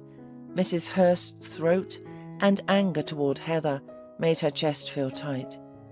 How could she say that about her son? And what child was she talking about? Mrs. Hurst decided to tell Fred about her meeting with Heather. Fred listened attentively, then sighed and told her everything. Yes, Gregor had problems at work in the last few months. Suppliers had given them inferior materials. Then there was a serious defect during construction, and investigations had begun. Gregor was at the end of his mental and emotional strength. His banker father-in-law could have helped but refused. All because Heather and Gregor were heading towards divorce. For 3 months she had been cheating on her husband with a young and promising son of her father's friend. "My poor son," whispered Mrs. Hurst. "Why didn't he tell me anything?" He was reluctant to. Fred sighed and fell silent, clearly not daring to say anything else. "And the child?" the woman remembered. "Heather talked about a child." And then Fred realized that he had already told one thing. So he had to say the other. Gregor had long wanted a child, but Heather was against it. She didn't want to ruin her figure. But then one day, before the family relationship broke down completely, they agreed with Gregor. If she didn't want to give birth herself, they would use the services of a surrogate mother. Gregor paid for all the expenses, and soon a young woman was found who agreed to carry their child. At first everything was good, but then the problems started at the firm. Finances went bad, and Heather started cheating him. Gregor didn't care, he just wanted to be a father no matter what. "What happened to this woman?" Mrs. Hurst asked, turning pale, expecting to hear the worst. "Don't worry so much," Fred hurried to reassure her. "As far as I know, she should still be pregnant. Unless what? Unless Heather demanded to get rid of it at any time, as she has full right under the contract. Honestly, I thought she'd already done it. I didn't interfere in the matter, and I didn't tell you anything at first because I thought it was only Gregor and Heather's business." "What a horror!" the woman sobbed. "Fred, help me find her. Maybe it's not too late. You know her, don't you?" "I've seen her a few times when Gregor drove her to the clinic. I only know she's from an orphanage. Her name is Jennifer, and she already has a daughter." Fred thought for a moment, then nodded in agreement, saying, "I'll find her, I promise." The next day, Fred was able to get an answer from the Family Planning Centre for a generous fee. It turned out that Heather had demanded that the surrogate mother have an abortion at 6 months of pregnancy. The centre refused her request, but promised to give the child up for adoption immediately after birth. However, the surrogate mother suddenly disappeared. She moved out of her rented apartment, her phone was silent, and she was not at her home address. Heather cancelled the contract. Finding Jennifer seemed impossible, but Fred, feeling guilty towards his deceased friend, was able to do it. He used old connections in the police and even had to hire a detective. And so Mrs. Hurst received the cherished address. It turned out that Jennifer had moved to the suburbs and settled with a friend from the orphanage. She ran away from Heather because what the widow of Gregor demanded was unthinkable. To Jennifer's fortune, Heather didn't bother to look for her, deciding that cancelling the contract freed her from the obligations and from the inconvenience of an unwanted child. And now Mrs. Hurst found herself in front of a small, neat house, hesitating to enter. Eventually, she pulled the latch on the gate and stepped into the courtyard. The first thing she saw was a 5-year-old girl sitting by the flower bed and drawing something on the ground with a stick. "Hello, who are you looking for?" the girl asked curiously. "I think your mother," the elderly woman stammered. "Just a moment." The girl nodded understandingly and ran into the house. Soon, a tall, slender woman appeared on the porch with no hint of pregnancy. Mrs. Hurst's heart sank. Did Jennifer get rid of the child after all? "Are you Jennifer?" Mrs. Hurst asked, her voice trembling. "No." The woman looked at the guest suspiciously. "Why do you need her?" Anxious, Mrs. Hurst explained. The homeowner listened, then said that Jennifer went to the market. The answer surprised the old woman. "To the market in the 9th month?" "I can't invite you into the house," the hostess said. "It's not tidy here, but you can wait for her on the bench." Mrs. Hurst nodded obediently, went outside and sat on the bench. Several times she noticed the little girl running up to the fence and seeing her, rushing into the house, apparently reporting that she had not left yet. Soon at the end of the street, Mrs. Hurst saw a pregnant woman. She could barely walk, holding a bulky and apparently heavy package in one hand, and the other hand was tightly holding the hand of the girl, the same age as the one who was running in the yard. The pregnant woman approached the house. "Are you Jennifer?" Mrs. Hurst ran up to her. "Yes," the woman said cautiously and sighed, putting down the heavy package. "Who are you and what do you want?" "My name is Mrs. Hurst. I am Gregor's mother." "Why are you here? I have already told you that I will not get rid of the child, and it's too late. And I won't give him to an orphanage." Jennifer's voice trembled and her lips quivered. "My dear, what are you saying? You're so smart. It's good that you didn't listen to Heather." Mrs. Hurst was also nervous, barely holding back tears. "I didn't know anything. I could barely find you." "Why?" Jennifer asked softly. "To tell you that you can rely on me completely. I'll help you, and if you don't want to raise this child, I'll take him," Mrs. Hurst said. "I won't give him to anyone," Jennifer whispered almost inaudibly. "He's mine." She said it and burst into tears. Mrs. Hurst hugged her, trying to calm her down, and she herself burst into tears. "Oh, why are we crying here?" she realized suddenly. "Maybe we should come into the house, although your friend isn't very friendly." When she mentioned the homeowner, Jennifer darkened. "Can I trust you?" she asked. "Completely," Mrs. Hurst assured her. "Then let's step away a bit." Jennifer left the package at the gate and waddled like a duck to the bench across the road. The girl obediently followed, and Mrs. Hurst followed them. They were already sitting on the bench, and when Jennifer's friend looked out from her house, looked unkindly in their direction, took the package with groceries and disappeared back. "Why are you carrying such heavy loads? You're going to give birth soon," Mrs. Hurst remarked. "I have no choice," sighed Jennifer. "Pamela and I grew up in the orphanage together. She was the only one who agreed to take me in, but I have to help her with everything." And Jennifer told her whole story. After the orphanage, she learned to be a cook and worked in a small bakery. Then she met a guy and they fell in love, but he left her as soon as he heard about her pregnancy. Jennifer gave birth to a daughter and lived in a dorm room allocated to her by the state as an orphan. The room was awful. The corners were covered in mold and the ceiling was leaking. Because of this, her daughter often fell ill. The doctors insisted on changing the housing, otherwise Lisa's lungs could develop a disease. But how to find new housing? Rent? She didn't have spare money. And then Jennifer saw an advertisement for surrogacy. She decided that this was her chance to get out of poverty. Unfortunately, she had no other way to save her daughter. The clinic made a contract with her. Customers were found, Heather and Gregor. Pregnancy came and Gregor rented an apartment for Jennifer and Lisa. Finally, she could live a normal life. At first, Jennifer didn't think it would be so difficult, but over time she began to understand what a trap she had fallen into. Every day she became more and more attached to the baby she carried in her heart. Yes, she understood that he was a stranger to her by blood, but he was still her baby. One day she confessed this to Gregor, who was the only one involved in her life.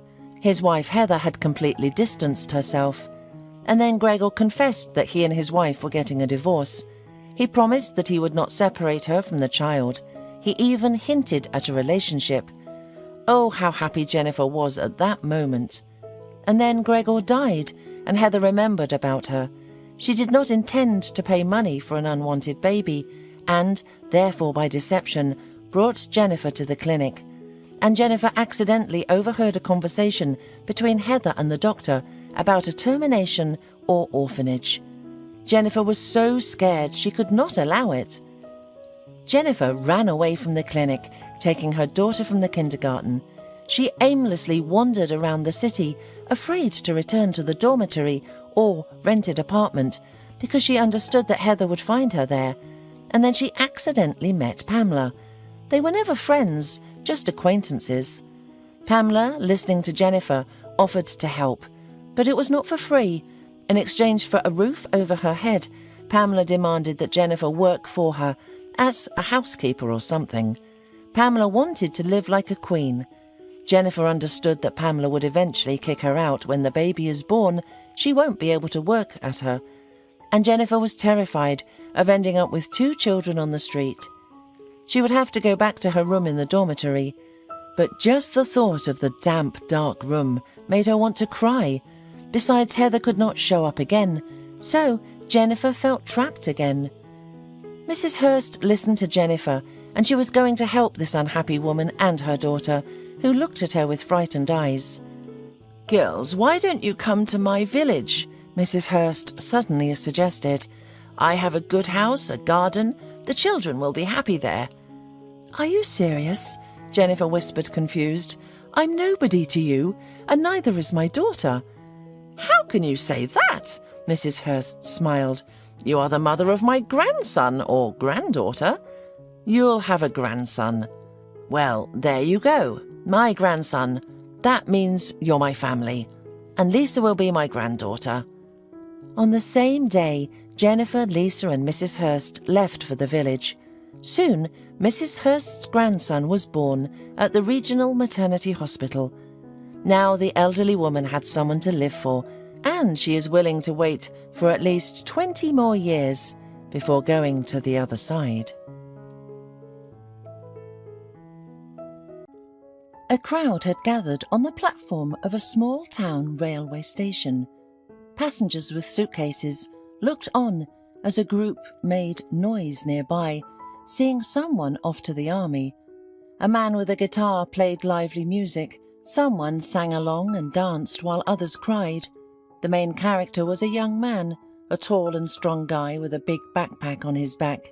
He constantly responded to someone, nodding in agreement, promising something, and holding a fragile girl close to him, who was quietly crying while burying her face in his chest.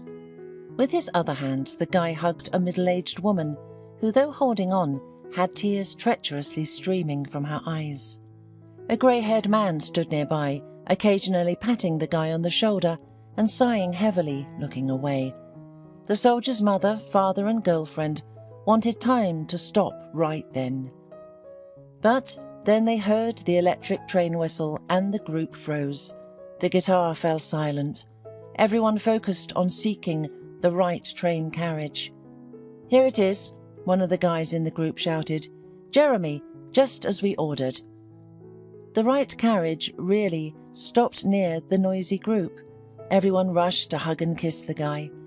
"Serve honestly, son," said the father. The mother cried, hugging her son tightly, and the girlfriend hung on the guy from the other side. "Okay, enough, my dears," the guy said in a trembling voice. "Mum, Beth, everything will be all right.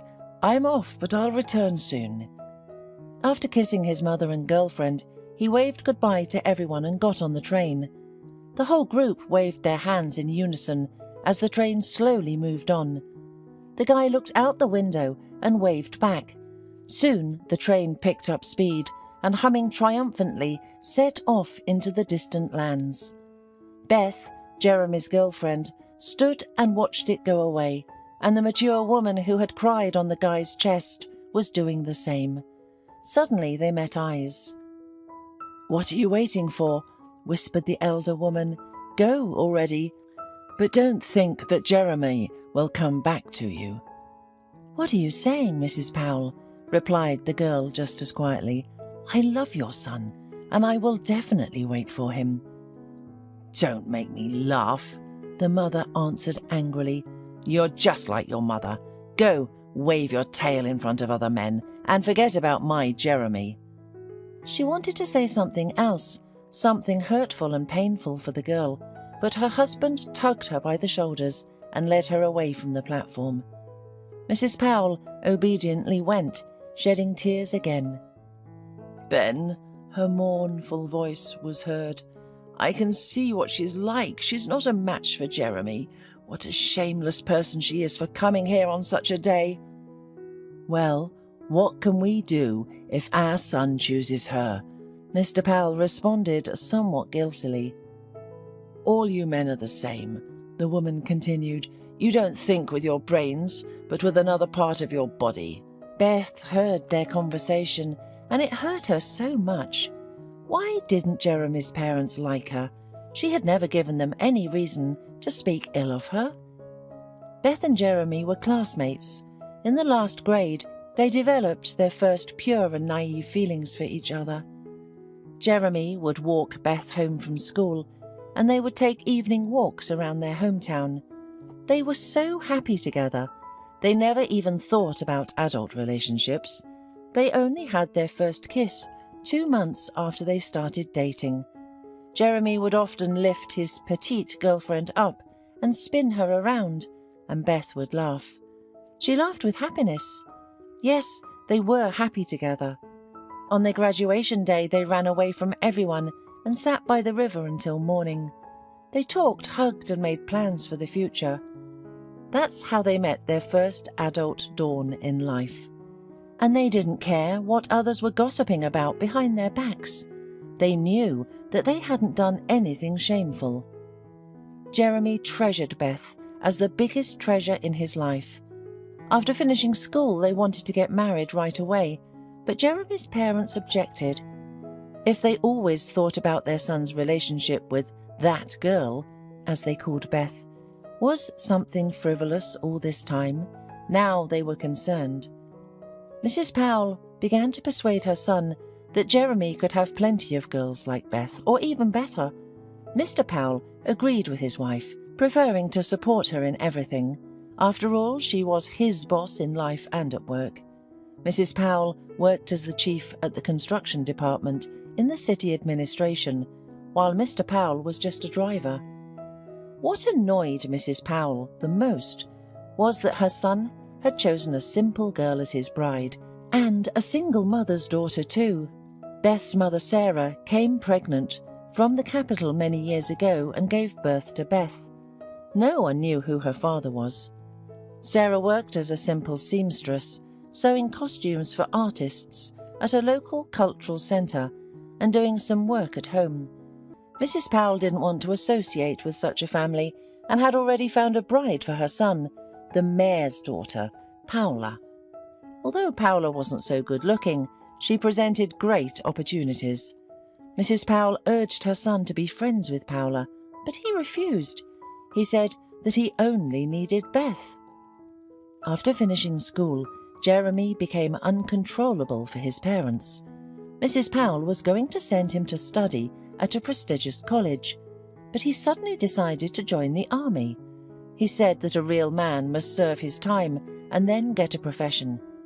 Mrs. Powell cried and hugged her son, but to no avail. She even went to the draft board secretly to exempt her son from the army. But the commissioner was a real military man. He advised the mother to be proud that she had raised such a son. He didn't look for excuses and loopholes, but wants to honourably fulfil his duty to the motherland.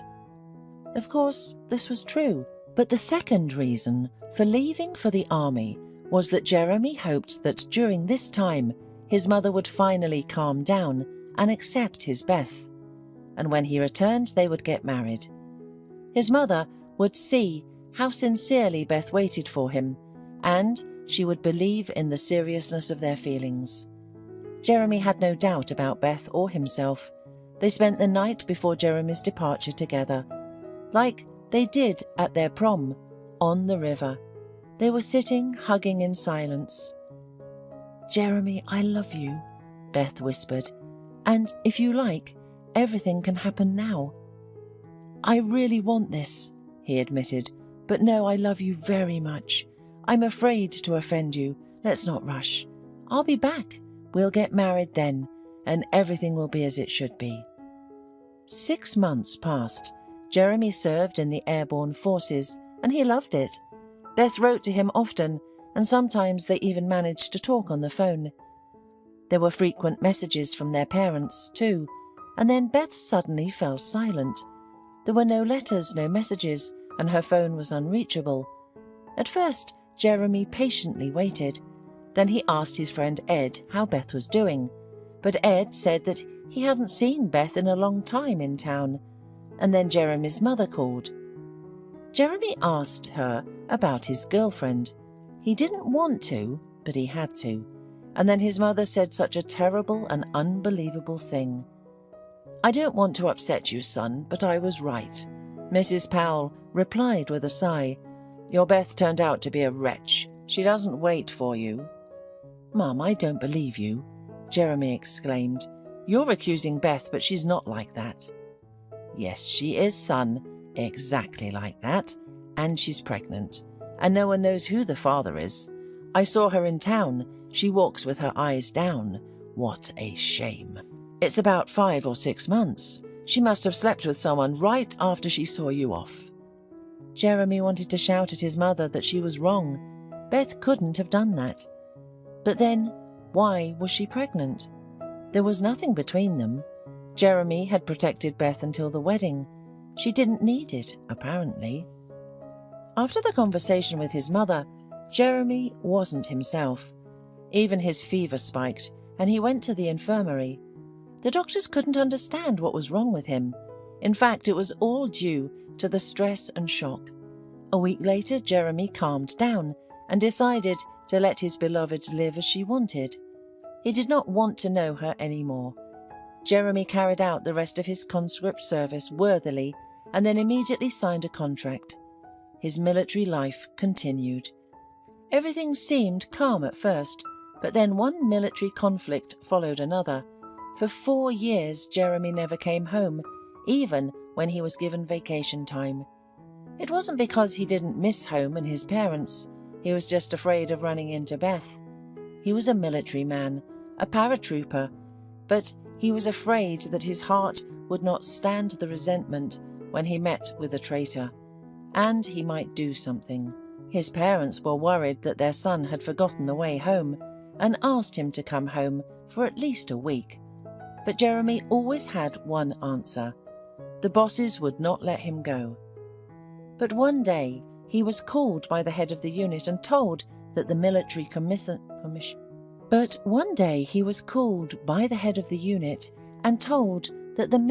commissariat of Jeremy's hometown had called him and said that his mother was complaining that her son had not been given a vacation for so many years. "You always take vacations, don't you?" asked the commander. "I do," Jeremy agreed, "but I never went home once." "Why?" "I don't want to." The head of the unit immediately realized that the reason was the girl, and therefore advised Jeremy to forget about her and go see his parents. Jeremy had to go home to calm his mother. He had been on the train for 3 days and he was almost home. At the hub station, where the train stopped for about 30 minutes, Jeremy decided to walk along a little and buy something to eat in the station square. He reached the first stall and stood in line. People were bustling around him. Jeremy looked at his watch, then at the train. He would make it in time.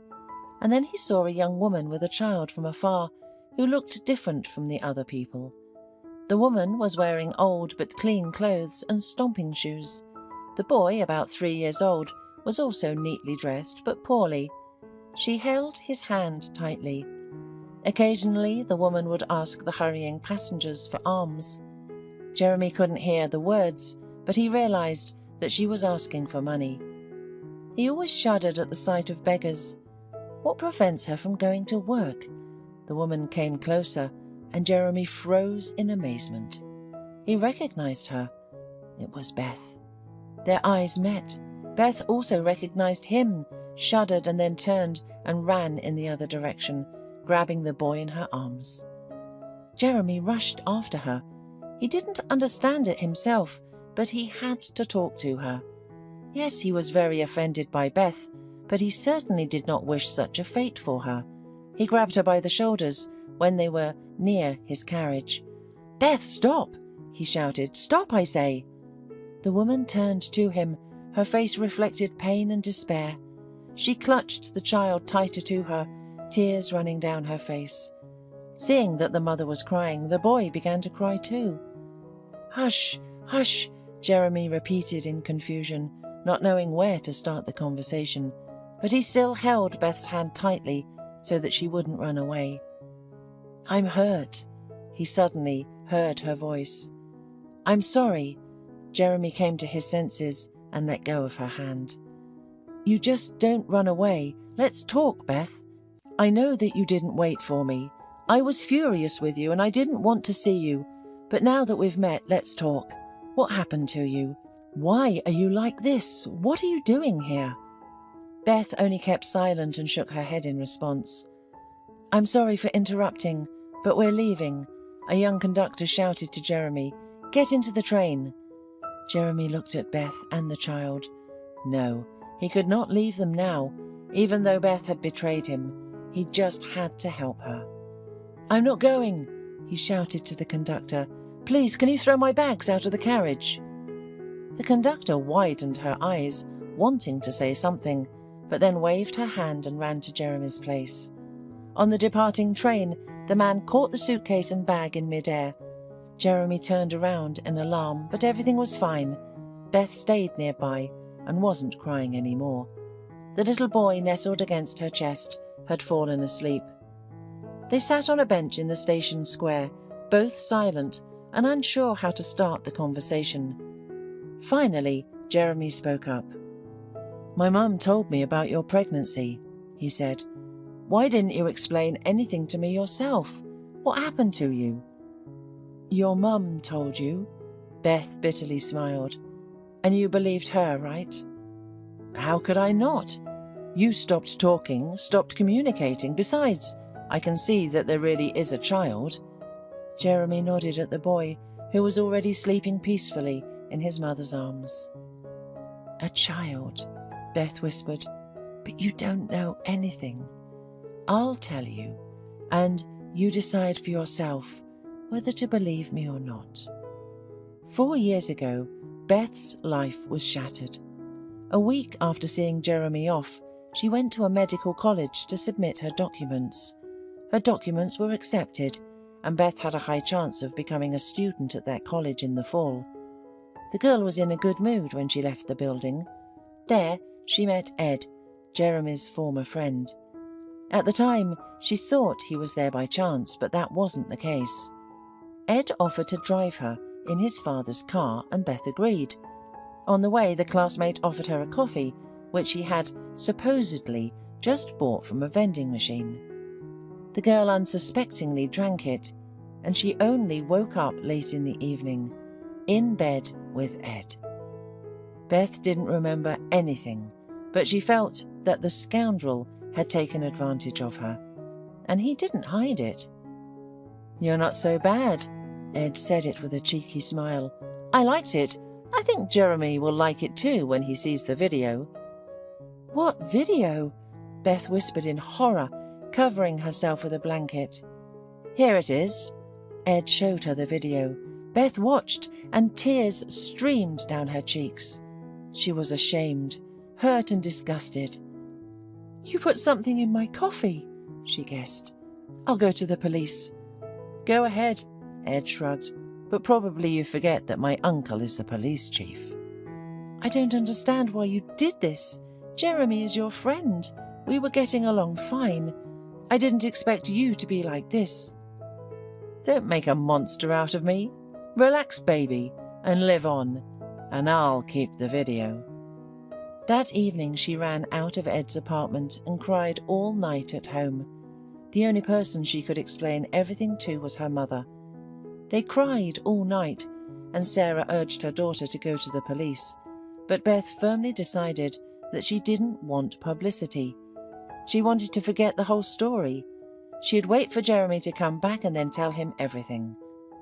At first, Beth continued to communicate with Jeremy, but Mrs. Powell found out about it and one day met the girl on the street, demanding that she stop interfering in her son's life. "Otherwise, I'll send him that very video." Mrs. Powell said it with an ugly smile. Beth recoiled from her in horror.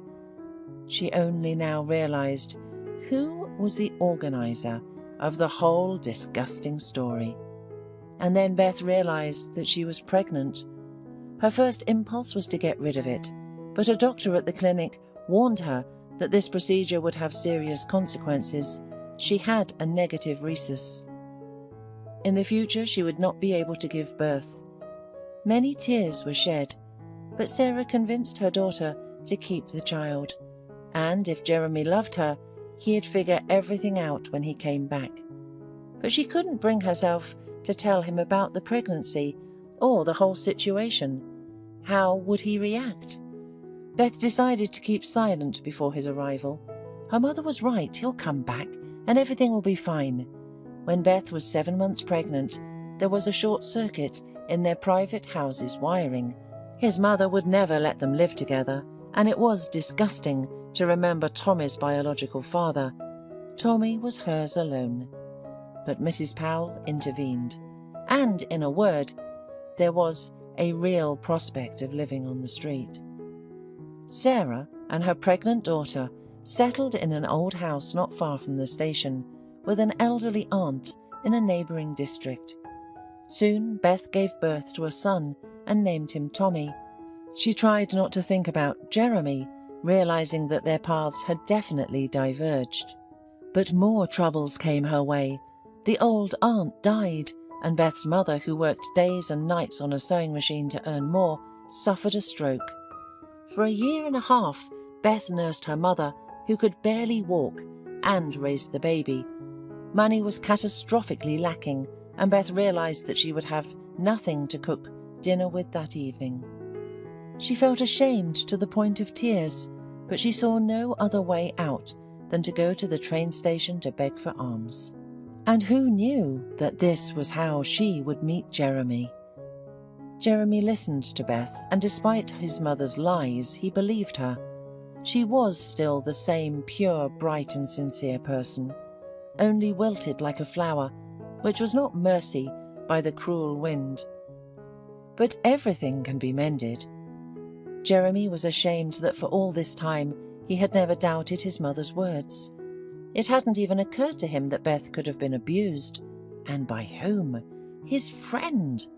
And his mother was the one who started it all. "Beth, my girl," Jeremy said in a broken voice, "I will not leave you now." She looked at him with eyes full of tears and remained silent, then looked at her son. Jeremy understood everything and gently stroked the sleeping child's head.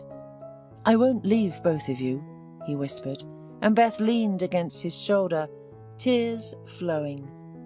He spent the whole vacation with Beth and Tommy, fixing up the old house, securing a place in the sanatorium for her mother, and buying all the essentials: food, furniture and clothes.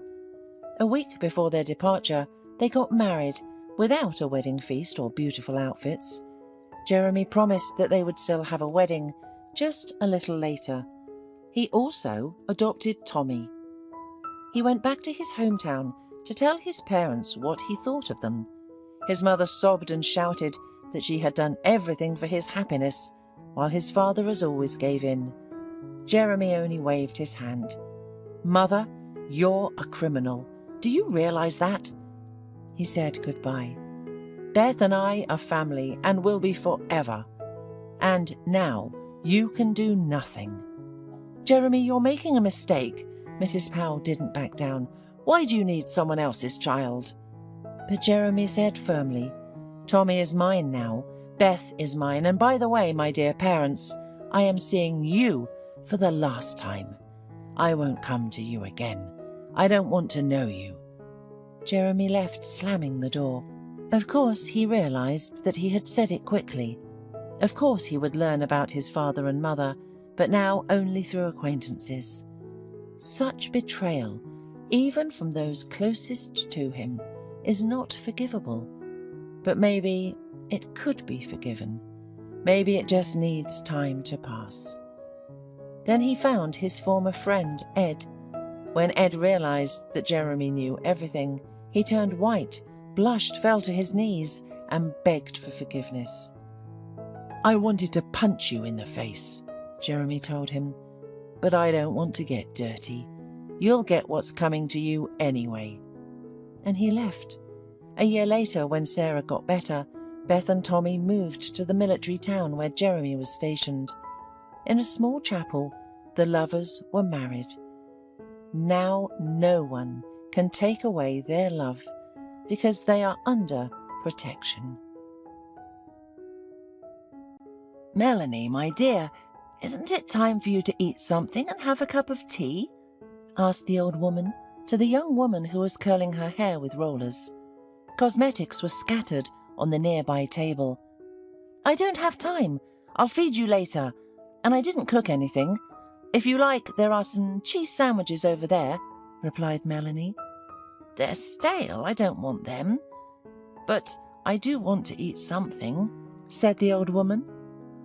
"Go to your room, for heaven's sake. I'll bring you some tea. Just leave me alone," replied Melanie with anger. The elderly woman sighed heavily and headed to her room, leaning on her worn cane. As Melanie continued her activity, the phone rang. "Hello, Ellen? Hi, dear. Happy birthday again," said Melanie. "Thanks, Melanie. Can you make it by 6? I'll be waiting for you at the restaurant. Come straight to Olympus," replied Ellen. "Yes, I'll call a taxi," said Melanie, still annoyed. "Hey, why does your voice sound like that? We're going to have fun. And you're so grumbling like an old woman," asked her friend. "Oh, don't remember me talking about old women. My old woman is driving me crazy. I can't take it anymore," Melanie complained to her friend. "Listen, she's nobody to you, isn't she?" asked Ellen. "Why do you need her? Let her go away. She must have some distant relatives, or send her to a nursing home." "She has no one, maybe some distant relatives, but she doesn't know them, and she's never talked to anyone, so she's hanging around my neck. And how can I send her to a nursing home? It's her house, not mine." Charles was stupid, and he didn't think of transferring the house to his name. "Now I'd be the owner and wouldn't have to deal with a 90-year-old woman," replied Melanie disappointedly.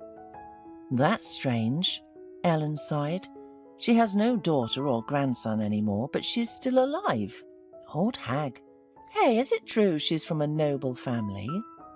"Yes, Charles told me something like that, but who cares now?" replied Melanie. "Yeah, you're right," agreed Ellen. "But it turns out you're a noblewoman by your husband now, too. It's so funny. You're almost a lady." Melanie laughed loudly. "Okay, enough teasing. Tell me better. Did you invite any of the guys?" "All the peasants will be at your feet, my lady. Just don't be late, or they'll all be taken." Melanie laughed again and said, "Don't worry, I won't be late. But I don't want peasants. Choose someone more decent for me. Keep the best one for me. By the way, I can recommend Peter. He's a lawyer who deals with all kinds of transactions and civil cases. He has his own notary company, and he is, so to speak, looking for someone special." "Super, Ellen. He's mine." "I have no doubt about that," said Ellen, and hung up. An hour later, Melanie left for the city in a taxi, not thinking about Mrs. Goulder, who was lying on her couch in her little room, was quietly crying from the homesickness, loneliness, and hopelessness in which she now lived. 2 weeks passed, and during all this time, Melanie couldn't figure out how to get rid of the annoying old woman and move to the city. She was unable to stand the village where her husband had brought her. Although he loved his grandmother too much, Melanie had other plans. Finally, she came up with an idea and posted an ad for selling the house everywhere. Mrs. Goulder found out about it a few days later. All this time, Melanie cooked delicious lunches and dinners for her, fed her herself, and was generally very caring. And then one day, Melanie started talking about wanting to move to the city. How long can you live in this village? Let me find us a good place to live in the city. There are hospitals nearby and the conditions are good. What do you need here for? Are you taking me with you? Of course. Where would we be without each other now? Charles was my husband and your grandson. His memory unites us. But, Mrs. Goulder, would you sign a power of attorney for me so I can handle this house as soon as possible and not bother you, okay? Okay. The elderly woman nodded and put her signature where necessary. Homes don't sell quickly, Melanie sighed. Of course we'll have to wait. But she didn't mention that she had already found a buyer and that the deal should be finalized soon. However, the buyer was surprised to hear Melanie's answer when she asked why the house was sold so cheaply. It's simple. Mrs. Goulder is my late husband's grandmother and the only one left from his family. It seems like God has forgotten about her. I want to live in the city and build my personal life. I don't want to drag an old woman with me. And it's good for you too. She hardly ever leaves her room. So if you'll give her some soup, you won't lose the deal. And when she dies, the whole house will be yours. I'm not trying to convince you. You're not the first one to call me, which means I'll sell it for sure. No, I don't mind. I don't mind the old lady living here. It's just kind of unusual. By the way, does she know the terms of the sale? Of course she does. What's your name? Rebecca. All right, Rebecca, let's not get emotional and talk too much. Yes or no? Yes. All right, tomorrow I'll come. We'll sign everything and you can move in. Okay, it's a deal. Early the next morning, Melanie left for the city, telling Mrs. Goulder that she was going on business. And when will you be back? Asked the elderly woman. I don't know. Melanie shrugged her shoulders and left, closing the door tightly behind her. Mrs. Goulder, who had been dozing, was awakened by children's voices well past noon. She opened her eyes and saw a boy about 5 years old before her. Are you our grandmother now? He asked. My name is Alex, and this is my brother Nolan, and our sister Lisa is with our mum. She's little. Not understanding anything, the elderly woman sat up and rubbed her eyes. How can I be your grandmother? Who are you? And how did you get here? We bought you, declared Alex, so you're ours now. At that time, a woman in her 30s appeared in the doorway. She was holding a little sleeping girl in her arms. Hello, my name is Rebecca. Has Melanie told you about me? No, Mrs. Goulder shook her head. Oh, I see. Well, we'll have a long conversation, Rebecca said, turning to her sons. Alex, Nolan, stay in the next room, please. I need to speak with this elderly lady. All right, agreed the boys and ran out of the room. Rebecca then explained who she was and how she had bought the house. The elderly woman listened carefully and shook her head. So, that's how it is. Melanie got rid of the burden and hung it on you. And what about you? Rebecca smiled and replied, We'll live together. If you don't mind, of course. You see, I have nowhere else to go with my kids, and if you send us away, we'll end up on the street. Oh, no, honey. You don't have to go outside. I can see you're being kind. Maybe it's better this way. Strangers are sometimes better than close family. Rebecca stroked the old woman's wrinkled hand and sighed softly. Don't worry, daughter, Mrs. Goulder said finally to Rebecca. I live quietly and don't disturb anyone. I have my own room so you won't hear me, but what I'll ask of you is to prepare food for me. I'll give you my pension for groceries and cooking, too. Do you agree? Agreed. We'll buy food together, and I don't need payment for cooking. It's silly even to suggest that. Don't worry. Everything will be fine. I think so, too. Now, call your boys. I want to meet my so-called grandchildren. Rebecca sighed with relief and smiled. It seemed she would be getting along just fine with this grandmother, and so it turned out. The quiet and modest old lady quickly became dear to Rebecca. They often talked for a long time, with Rebecca telling her about herself, and Mrs. Goulder shared stories of her long and difficult life. "I am, after all, a hereditary noblewoman, but our family became poor and my father crossed the ocean to try his luck here. Yes, we didn't get rich here, but we lived well. Now I'm the last one in our line. God gave me only one son, and he also had only one son. Unfortunately, it so happened that my son, his wife, and my grandson Charles all went to the other world, one by one. Charles's wife, Melanie, was pregnant with his child when he passed away. However, when she found out that she was a widow, she got rid of it. I cried and reproached her, but she told me that she did not want to tie herself down with a child. Can you imagine? And so my family line was interrupted. That's fate, Grandma. I gave birth to my own children and never gave up on any of them. But my husband left me. He didn't need us anymore. He's found a new girlfriend. But God judges them, Rebecca said, shaking her head. We'll live without them, won't we, Mrs. Goulder? Of course, my dear. God grant you health and happiness. Your kindness will be repaid, and I will pray for you. I'm sure happiness will find you. Once, Rebecca's eldest son came home with a little girl who was crying, while clutching a torn frill of her dress and a little puppy. What happened? Rebecca asked, surprised by the unexpected guest.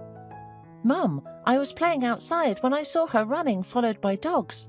I grabbed a stick and went after them, and then she ran to our house. Her name is Kelly, the boy explained.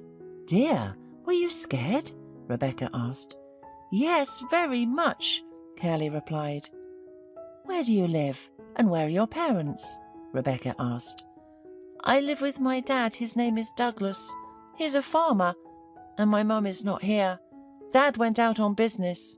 I was playing with Leo, and he ran out onto the street, the girl explained while wiping her tears. And then the dogs attacked him. Leo ran away and I followed him, and the stray dogs followed me, and that's when your Nolan saved me. Rebecca smiled and said, Well done, son. And now, Kelly, let me give you something to change into, and you can go to the kitchen and have lunch. I just made meatballs and pilaf. I'll take care of your dress, so your dad won't scold you. Thank you. Can we feed Leo? Asked Kelly. Of course, replied the woman.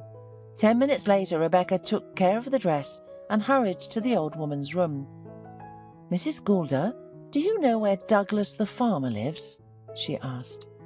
Of course I know. He lives on the next street around the corner. He has a red brick house. What happened?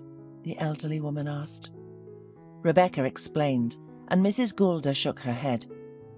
What a disaster for him and this restless wife. Douglas is a very good man, but his wife Patricia was a loose woman. He loved her madly, but she married him to get back at her city lover. He abused her and left her, but Douglas picked her up. He put up with all her whims, and when she got pregnant and gave birth to his daughter, he was over the moon with happiness. But not for long. Patricia ran away with her ex-boyfriend to the city, leaving her husband and daughter behind. She left a note, and that was it. No shame, no conscience. What a nightmare. Rebecca was horrified, and then she asked, How do you know all this?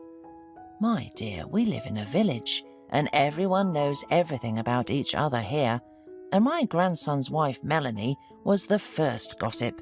She knew everything. That's how I heard, Mrs. Goulder replied. After that conversation, Rebecca checked on the children in the kitchen, saw that they were calmly having lunch, and hurried outside to find Douglas and tell him that his daughter was safe. She did it just in time, because as soon as she turned the corner, she ran into a man running down the street. Are you Douglas? Rebecca called out to him. Yes. Hello, I'm Rebecca, your neighbour. Kelly is with us. "Don't worry, everything is fine with her." Rebecca hurried to reassure him and explained how his daughter ended up in her house. "Let's go to our house. I baked a pie. We'll have some tea, and then you can take your daughter home." "Thank you, Rebecca. I never leave her alone, but they called me from the office to sign some documents urgently. The neighbour, who sometimes watches her, was not at home, so I thought that if she played in the yard alone for 10 minutes, nothing would happen. And I was wrong." "It happens. I have 3 children, so I know how difficult it is to keep an eye on them. So, are we going to have some tea? Do you have a minute?" "It's a bit inconvenient," Douglas said. "Stop it," Rebecca smiled. "By the way, my boys seem to have made friends with your daughter, so if you ever need anything, you can bring her to us. I'm a teacher by profession, used to dealing with children, and with my 3, one more or less won't make a difference." Douglas laughed. "Well, if that's the case." After becoming friends, Rebecca and Douglas spent a lot of time together and eventually decided to get married. Their strong and friendly family led a happy life that was the envy of the village. Several years passed. Mrs. Goulder became bedridden, and Rebecca became her primary caregiver. Rebecca cared for her as if she were her own grandmother, but she could give her nothing but care. "Douglas, I'm so worried about Mrs. Goulder," Rebecca said to her husband one day. "We've spent so many years together. She's a wonderful old lady, and I cannot imagine how we will live without her." But what could Douglas say to that? He only hugged his wife and held her tightly against him. One day, Mrs. Goulder called Rebecca over and weakly pointed to a chair. "I'm dying, my dear," she said, "but don't cry. I'm old and tired of living. Thank you for brightening up my old age. I was afraid that Melanie would kill me or put me in a nursing home, and then God sent you." "Come on, Grandma." Rebecca tried to comfort Mrs. Goulder. "Don't interrupt me. Wait. Do you remember when I told you that I was a hereditary noblewoman? It's true, but I have a secret that no one knows about. I wanted to take it to my grave, but I feel grateful to you. You have young children, and Douglas's daughter is counting on you. You need money. In short, I inherited some jewelry from my grandmother. I rarely took anything from there, only when I was really in trouble, and for my son's funeral. There's a floorboard in the basement under the shelves. Lift the 3rd board and you'll see everything. I wish happiness to you, my dear." Rebecca pressed her hand to her mouth and shook her head. "Grandma, you could have sold it and been treated at the best hospitals." Mrs. Goulder laughed softly, then sighed. "What are you talking about, my daughter? How old am I? No matter what treatment you get, you have to die. My loved ones are waiting for me up there in heaven. I dream about them all night. But you live, sweetheart, and thank you for everything. God gave me peaceful years in the end. Now, please, go and call for Reverend Smith. He promised to come when I needed him." On that same night, Mrs. Goulder passed away. Rebecca and Douglas gave the old woman a worthy funeral, organizing everything properly, and then stood by the fresh grave for a long time, thinking about the strange human fate that brings together and separates completely unfamiliar people on its paths and makes them family. Rebecca didn't immediately decide to tell Douglas about the secret that Mrs. Goulder had entrusted it to her. "I don't know if this can be true." She finished her story and looked at her husband. "You know, I'm scared for some reason. I would say it's unusual. I never thought I would be lucky enough to see a real treasure with my own eyes. Let's go, let's see." And Mrs. Goulder didn't deceive them. Precious stones in jewelry were shimmering with unreal sparkles in the flashlight's light. "What are we going to do now?" Rebecca pressed her palm to her lips in panic. "Yeah, we'll have to think." Douglas nodded and smiled. "Thank you, Grandma. She left a royal gift for us. Who would have thought?" Rebecca nodded and hugged her husband, unable to hold back her tears. Meanwhile, Melanie was living in the city in her own apartment, which she bought with the money from the sale of Mrs. Goulder's house. She didn't remember the elderly woman at all and thought only about how to marry Peter. At first, he promised her this often, but lately they had been seeing each other less and less, which couldn't help but worry her. True, he invited her to a restaurant in the evening. Maybe she finally won, and he would propose to her. Another chance for happiness was unlikely to come to her, so you need to hold on to this one with all your might. Melanie approached the mirror and looked at her reflection for a long time, touching the wrinkles around her eyes and the corners of her mouth. Then she took out her best outfit and began to get ready. 2 hours later, she was already sitting at the table, waiting for Peter to say something to her. She lifted the glass to her lips and took a few sips, then put it aside and closely looked at Peter. She couldn't bring herself to start the conversation that was bothering her, and Peter calmly ate his dinner, paying no attention to her. "Peter," she finally couldn't take it anymore. "Did you invite me to the restaurant to be silent?" "No, to have dinner. By the way, why aren't you eating anything?" "I don't feel like it." Well, okay. You know, I heard an interesting story today. A few years ago, a woman sold a house along with the old lady who lived there. She deceived the woman, signed some papers, and, so to speak, went to the auction with her house." "And what?" Melanie turned pale. "Nothing. I was just amazed by such an act. I know that many people, when they move, abandon their cats and dogs, not wanting to take them with them, and the pets sit and wait for these traitors for years. But those are pets, and this is a person, alive, sane, and understanding everything. Can you imagine what it would be like to be in that old woman's place? A vile act, isn't it?" "Why are you telling me this?" Melanie asked. "I saw the documents, and I saw your signature." "How could you sink so low, Melanie?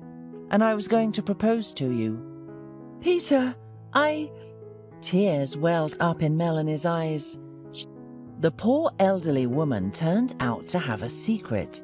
She had been keeping a box of jewelry her whole life and gave it to the woman who bought her house and had been taking care of her all this time. You know, a very huge sum came out of it. My friend helped sell the jewelry so that everything was official. Collectors took some things." Melanie's eyes dried up instantly. "It can't be. No, I heard that Mrs. Goulder had something, but I thought it was all a lie. Where is Mrs. Goulder now?" "She's been gone for 6 months. But you can't claim the inheritance. Everything was registered to that woman." "I'll sue. I'll prove it." Melanie flared up. "You're not only angry, but also stupid." Peter stood up and threw the crumpled napkin on the table. "Don't call me again. I'm leaving for the Emirates in a week. I have business there, and I'll also take a break. And this is your ticket." Melanie raised her head and smiled, but Peter slowly tore up the ticket and grinned. "Goodbye, dear." Clasping the scraps of paper in her fingers, Melanie looked at her hands for a long time and tried to calm her trembling. She wanted to take everything from this life, but she lost everything. She left the restaurant with slow steps and went down the dark alley where no one was waiting for her. Josh brought his mother out in a wheelchair onto the stairwell. "I'll be quick, Mum. Just need to grab my jacket and we'll go." Helen nodded and smiled, saying, "Don't rush. The weather is beautiful and the evening is just beginning. We'll have time for a walk." She wanted to say more, but at that moment Sarah, the nosy neighbour who knew everything that happened in the apartment building, appeared from the neighbouring apartment. It was impossible to hide from her curious eyes, and all the neighbours had resigned themselves to this. Helen also knew that it was almost impossible to escape from the ubiquitous Sarah, and prepared herself for questioning. "Well, Helen, are you going for a walk or to the hospital?" asked Sarah. "What hospital at this hour?" Helen shrugged. It's already evening. Josh just got back from work and suggested we take a walk. Well, well, nodded Sarah. Your son is really something. Everyone should have a son like him. He didn't abandon you. He takes care of you and earns good money. And my good-for-nothing son only learned how to hang out with his buddies. And you know that this won't lead to anything good. I've told him so many times, used you as an example, but he doesn't care.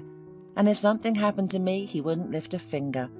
I feel like the nursing home is going to be my home in my old age. Stop it, please. Helen tried to calm her neighbour. Everything will be fine for you. Okay, sorry for complaining, Sarah said, and then perked up. When is your Josh getting married? Why do you keep him tied to your wheelchair all the time? He's a good guy, and you've tied him to your wheelchair. It's not good, Helen. He needs to start his own family and have children. At that moment, Josh emerged onto the stairwell with a warm blanket in his hands. He had heard the neighbour's last words and frowned. Ah, Sarah, good evening. Let us figure out how we live our lives.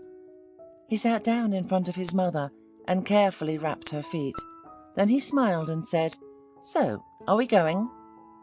We're off, Helen laughed, no longer paying attention to the neighbour.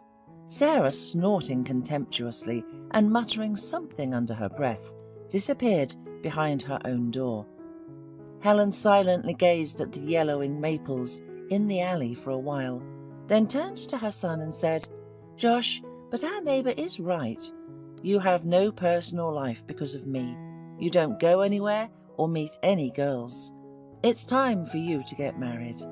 Josh smiled at his mother and said, Mum, maybe it's just not my time yet. I don't want to get married just to have a wife.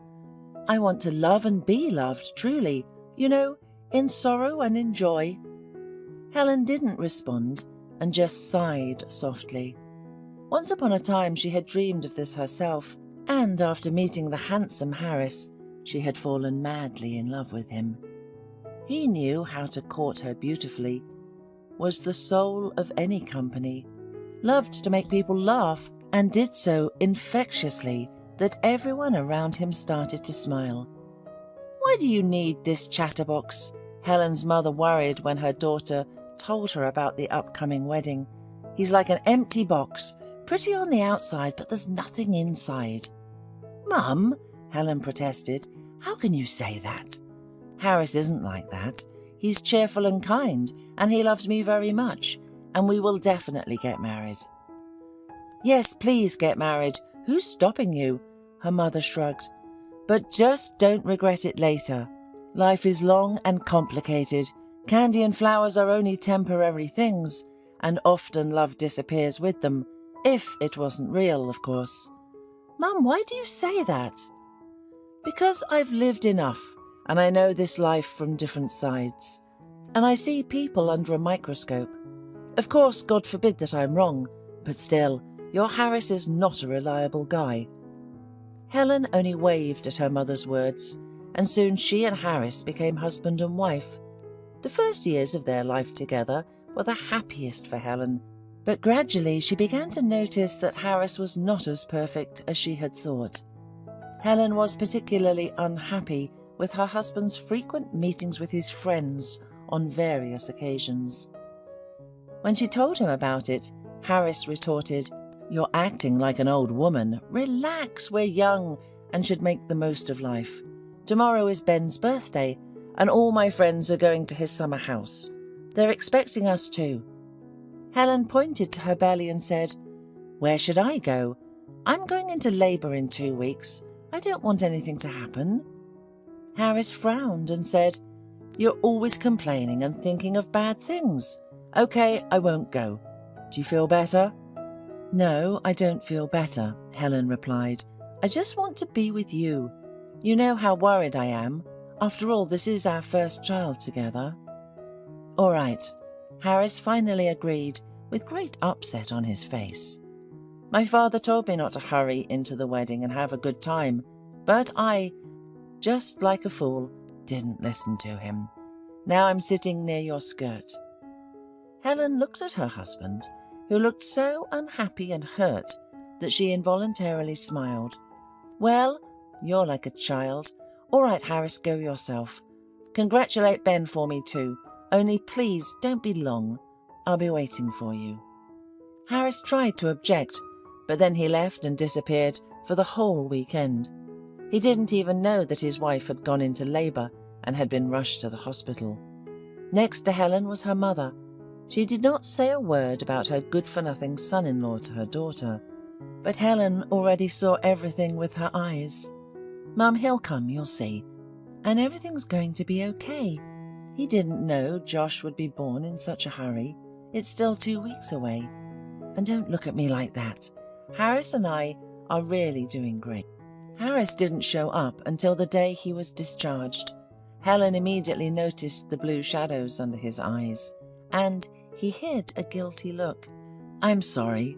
My men and I learned that I became a father and could not stop to celebrate. Well, you understand. It's such an amazing occasion." Helen wanted to yell at her husband, but she held back and kept silent.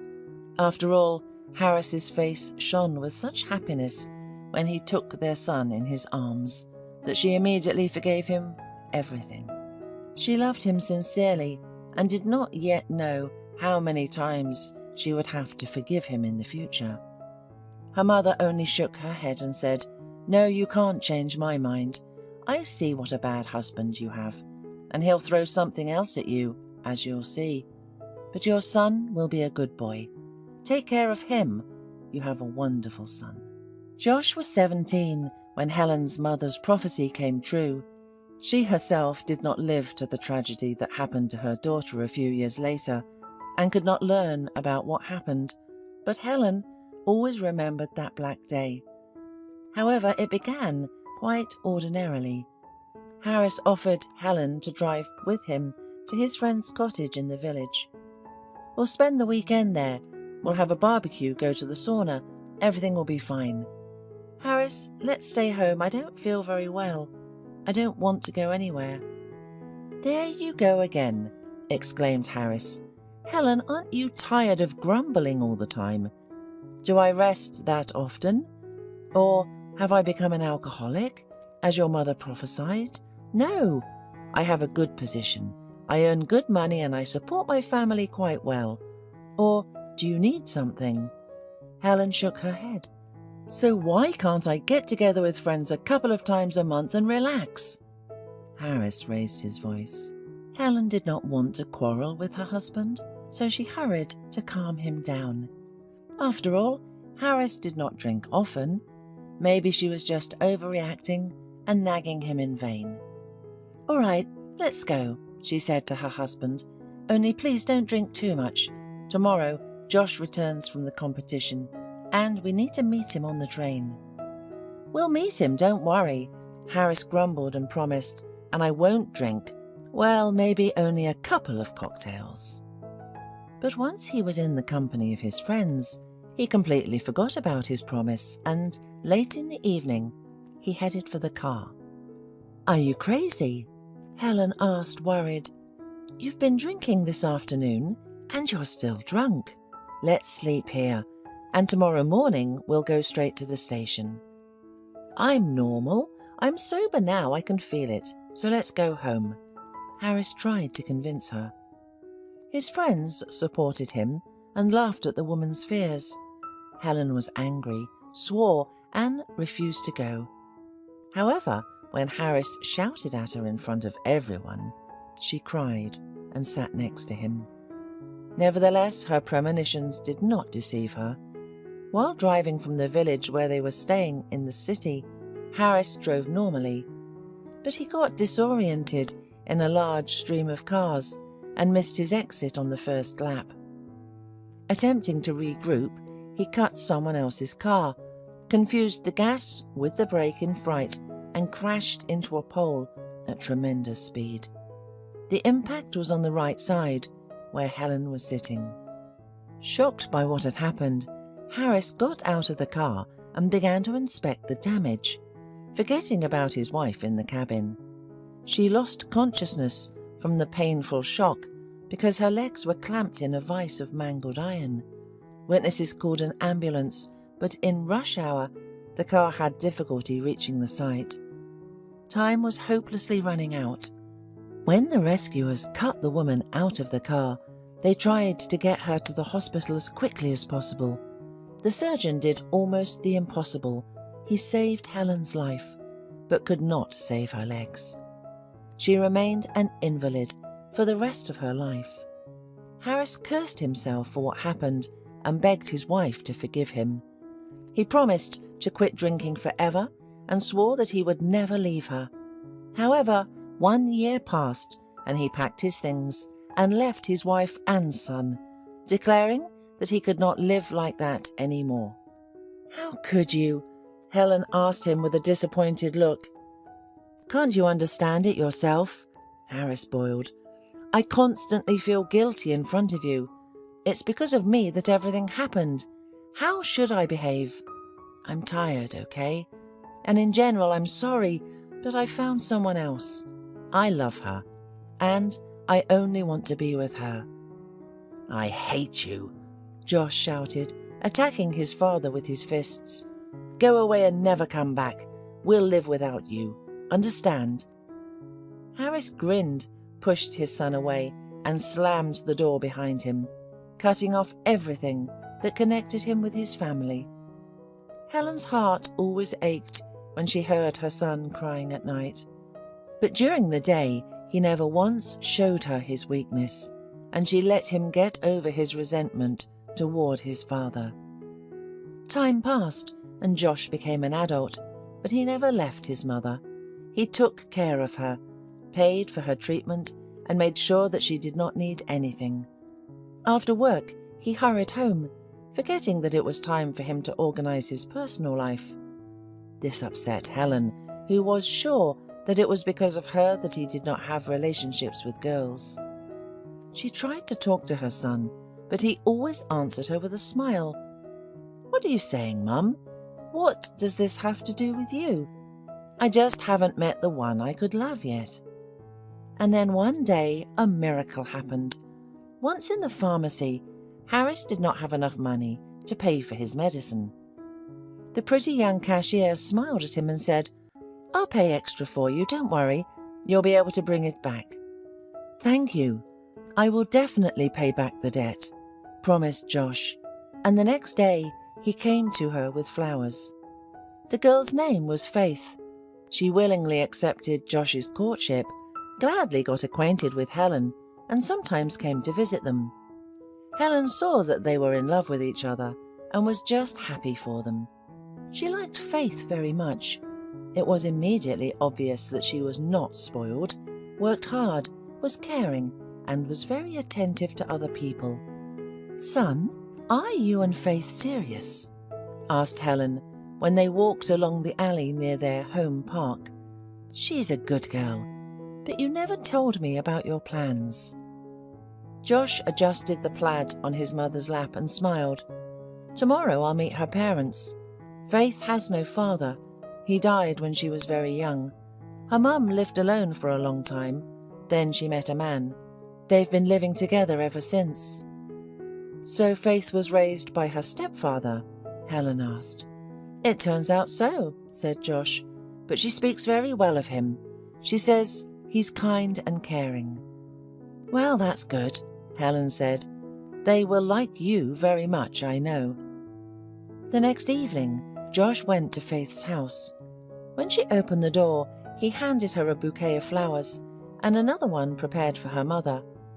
But suddenly, the flowers fell out of his hands. Harris, Faith's stepfather, came out from the kitchen to meet the guest, and now he was looking at his son confusedly. Faith, not understanding anything, froze on the spot. "Josh, what's going on? Come on in, I'll introduce you." "No, I don't need it," Josh said, and Faith recoiled, seeing his face distorted with anger. "Why didn't you tell me this thing is your stepfather?" "What are you talking about? How dare you?" she said in confusion. "You have no right to be so rude and use such words." "He has the right to do that, Faith," Harris answered quietly. "I'm his father. It was because of me that Helen suffered and remained disabled for the rest of her life. I left her. I couldn't endure it. I broke down, and as you can see, Josh hasn't forgiven me." Realizing what was happening, Faith and her mother were aghast, and Josh angrily said, "You're not my father. You're a scumbag and a traitor. I don't want to know anything about you." He abruptly turned around and left. Faith rushed after him and caught up to him, but he snatched his hand away. "Go to your daddy, and I hate you all of you." Faith was frightened, thinking that he would hit her, and quickly covered her face with her hands. Josh, being in a rage, decided that she was as traitorous as his father, and therefore he could not stay a minute. Faith flinched when she heard the entrance door slam and realized Josh had left. She sank straight down on the dirty steps and burst into tears. Life had lost all meaning to her.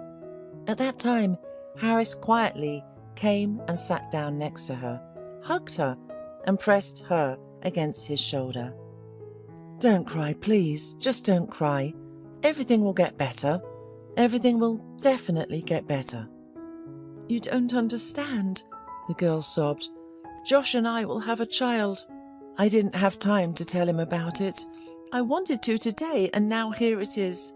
Tell me, what should I do? Am I guilty of something?" "It's not your fault," Harris said, "and Josh will realize it one day. I'll go to him and I'll talk to him. Do you want me to?" Faith nodded, but nothing came out of it. Josh did not talk to his father and did not allow him to say a word.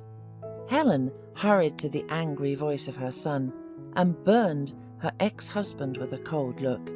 "Leave, please." "Helen, just go away." Harris wanted to explain why he came, but Josh had already slammed the door in his face. Several years went by, and Helen saw with pain in her heart how her son's life was going downhill. After breaking up with Faith, he started drinking and ignored his mother's tears and pleas. Helen has only now realized what it means to be truly unhappy.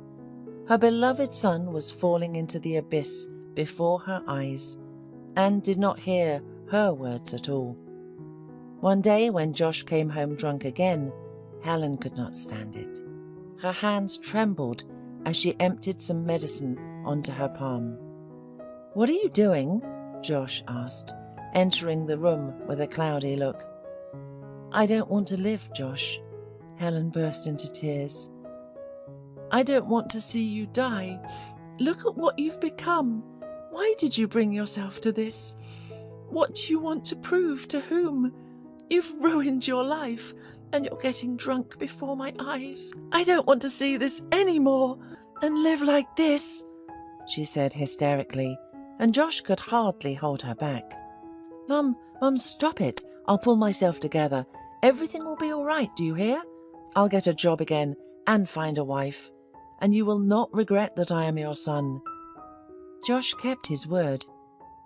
He became a firefighter. However, he never got married.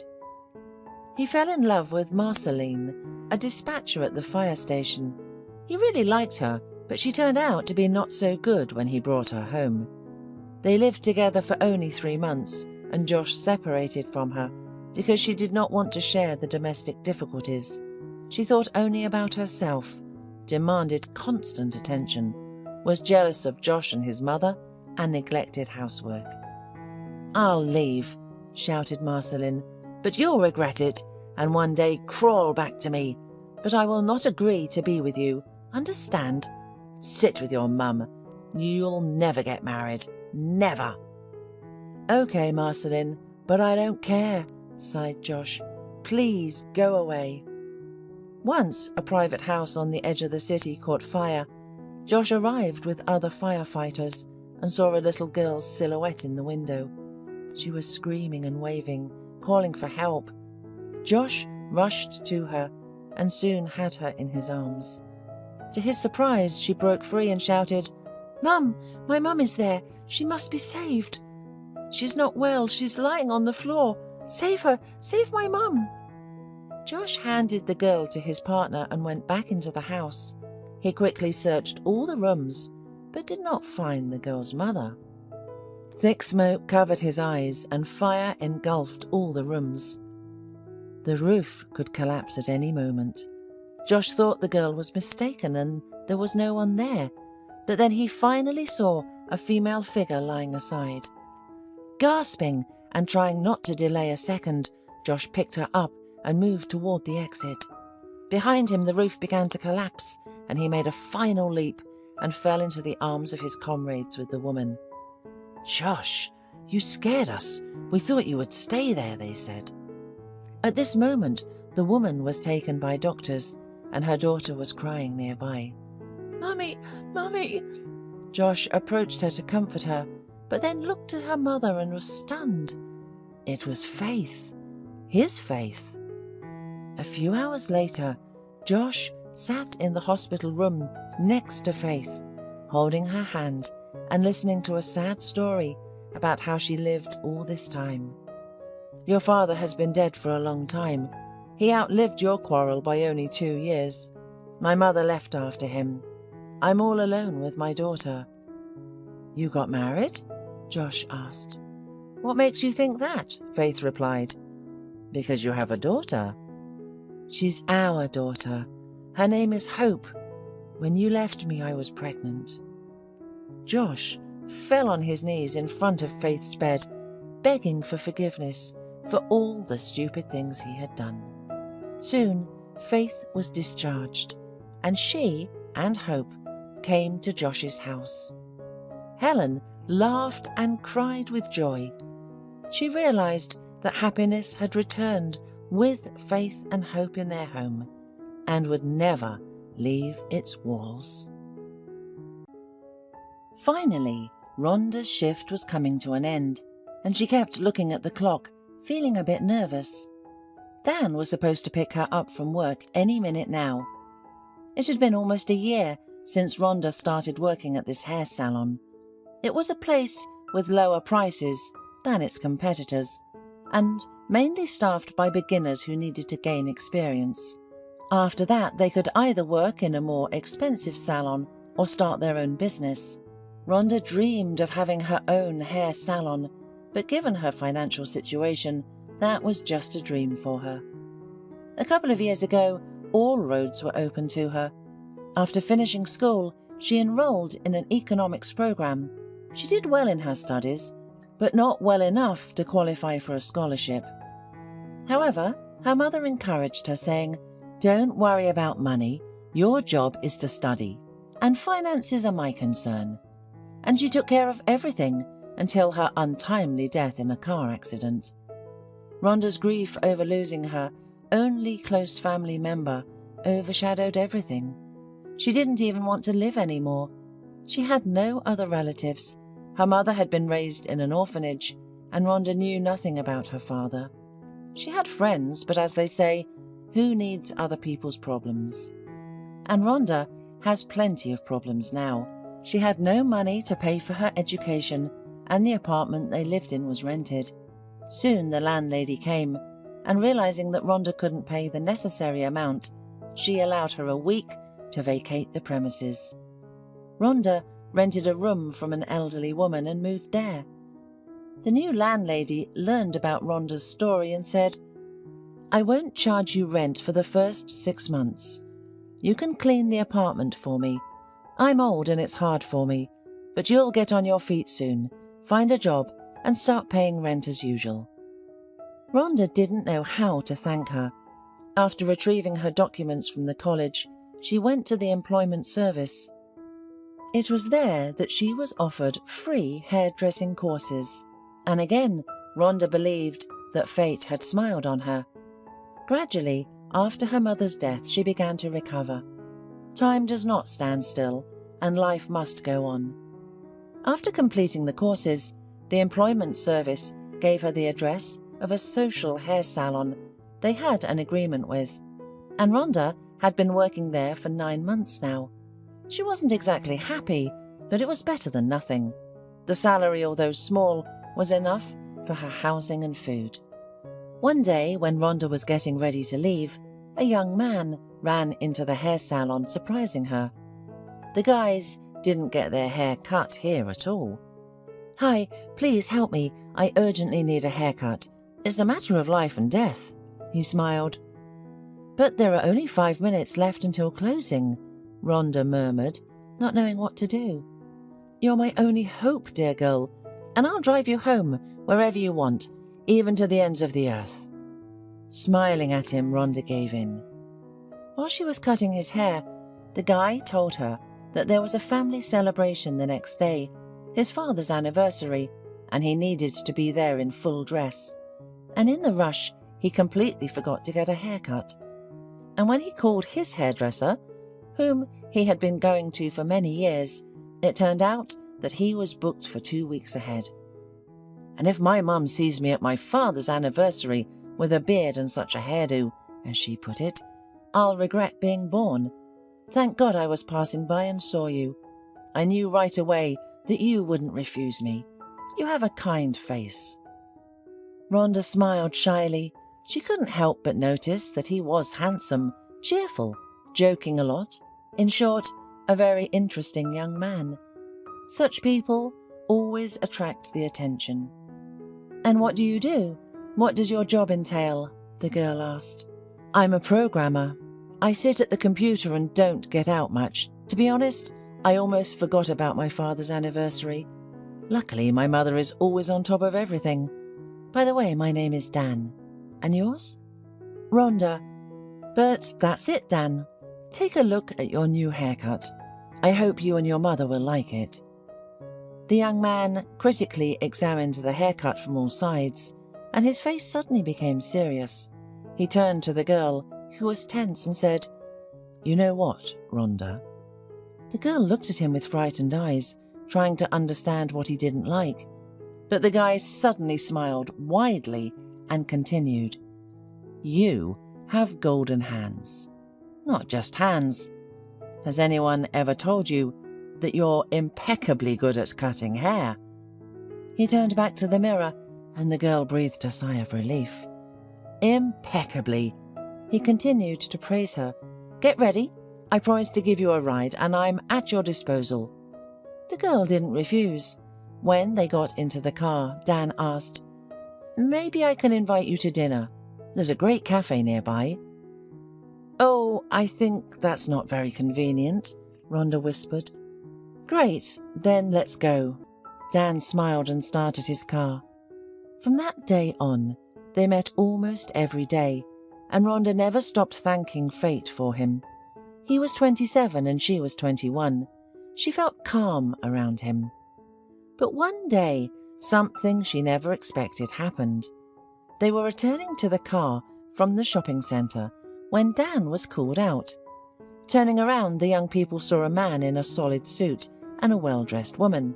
The faces of both were displeased. "Dan, what are you doing here?" the woman asked sternly, as if a boy were standing in front of her, not a 27-year-old man. "Who is this young woman?" The woman looked over Dan's companion appraisingly. "Mum, Dad, meet Rhonda." Dan was visibly nervous. "And what about Eunice?" exclaimed the mother. "We've discussed everything with you. Did you call her?" "Mum, let's not now. I'll come home and we'll talk." Dan's mother immediately pursed her lips and turned away. The man looked disapprovingly at his son and followed his wife, and Rhonda felt uncomfortable. Dan, noticing this, said, "Dear, don't pay attention. My parents are always dissatisfied when something doesn't go according to their plan." "I understand. Their plan is Eunice, right?" Rhonda clarified as she got into the car. "And who is she?" "She's my mum's close friend's daughter. They've been dreaming of us getting married for years. Eunice is willing, but I don't like the idea. In short, I am not interested in their plan at all." "But if I understand people even a little," whispered Rhonda, "I can tell by looking at your mother that she always gets what she wants. She'll marry you off no matter what." "Oh, don't talk nonsense. She just doesn't know you yet. We'll come over sometime and she'll change her mind right away. You're the best. Eunice is no comparison for you. I just adore you." Rhonda melted from such words and thought, "My God, he loves me. What could be more important in life?" And soon she started noticing that she felt unwell in the mornings. She was nauseous. At first she thought she had been poisoned by fresh food, but when the discomfort lasted for a week, she realized it wasn't poisoning. The landlady was the first to guess the real reason. "Are you pregnant, Rhonda?" "Do you think so?" The girl covered her mouth with her hand in surprise. "It didn't even cross my mind. I've been thinking about everything I could be sick with, but not pregnancy." "Well, of course, you'd better have thought about it earlier. Didn't you know that children arise from relationships with men?" The landlady shook her head. "What are you going to do now?" "I don't know." The girl blushed. "But I know for sure that Dan won't leave me. He loves me, and I think he'll be thrilled to have a baby." "God willing, girl, God willing." The woman smiled with a slight sadness. The next day, the doctor confirmed Rhonda's pregnancy. 6 weeks. "The term of your pregnancy is 6 weeks. Are we keeping it?" asked the doctor, who looked carefully at the visitor over her glasses. "Of course," Rhonda nodded. "What else?" "Well, I don't know. Many women of your age run to terminate it. So I'm asking," the doctor said. "No, I'm going to give birth," Rhonda replied firmly. "Well, that's great," said the doctor with a smile.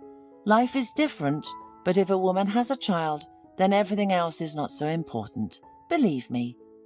In the evening when she met Dan, he noticed that his girlfriend was acting somewhat mysterious. "Did something happen?" he asked. She nodded. "Well, speak up, you're intriguing me," smiled Dan, and he hugged Rhonda.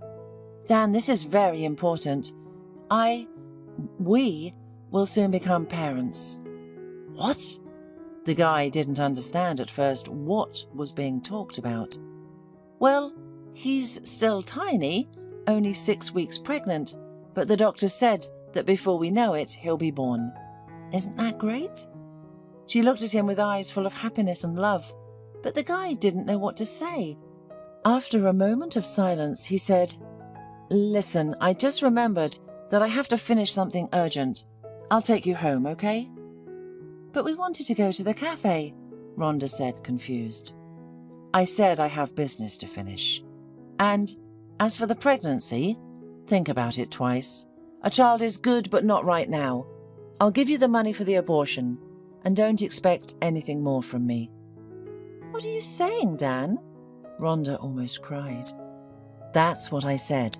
I'm getting married soon, and my wife will give birth to my child. Rhonda, let's skip the drama. It's not a tragedy for you. You'll have an abortion and move on. The time will come. You'll give birth to another child, but not from me." She didn't say another word the whole day. The girl looked out the window, swallowing tears silently. She couldn't beg him because of her pride. When she got home, she quickly got out of the car. When he called her and handed her the money, she looked at him with a hateful look and walked away. "Suit yourself," she just heard him say. They never saw each other again after that day. At home, Rhonda locked herself in her room and let her emotions out. And when she came to work the next day, another surprise awaited her. "What do you mean, you're pregnant?" The salon owner looked at her with disbelief, and it didn't bode well. "And what's the due date?" 6 weeks, Rhonda muttered, staring at the floor. "My dear, did you read the employment contract when you started working here?" "Well, not carefully," Rhonda justified herself. She lied, of course. Like many, she didn't read it at all. She checked her passport details and signed, not knowing what was written in it. Sad, but if you had read it carefully, you would know that I don't provide a job for pregnant women. And the contract says that you cannot get pregnant while working here, and in case of a violation of this clause, you will be fired. So, choose. Either you do something with that problem and continue working here, or write a resignation letter. But how can that be? Rhonda looked around in confusion. What should I do? Aren't there any options? The owner shook her head negatively. Well, can I have a few days to think? Okay, let's do it. I expect you here in a week, either with the medical certificate or with a resignation letter. Thank you, Rhonda replied and went home. Walking down the street, she couldn't hold back her tears. They kept flowing down her cheeks. A week? What can I do in a week? They won't hire a pregnant woman for a job, but I need to live on something. Maybe Dan will change his mind and help me.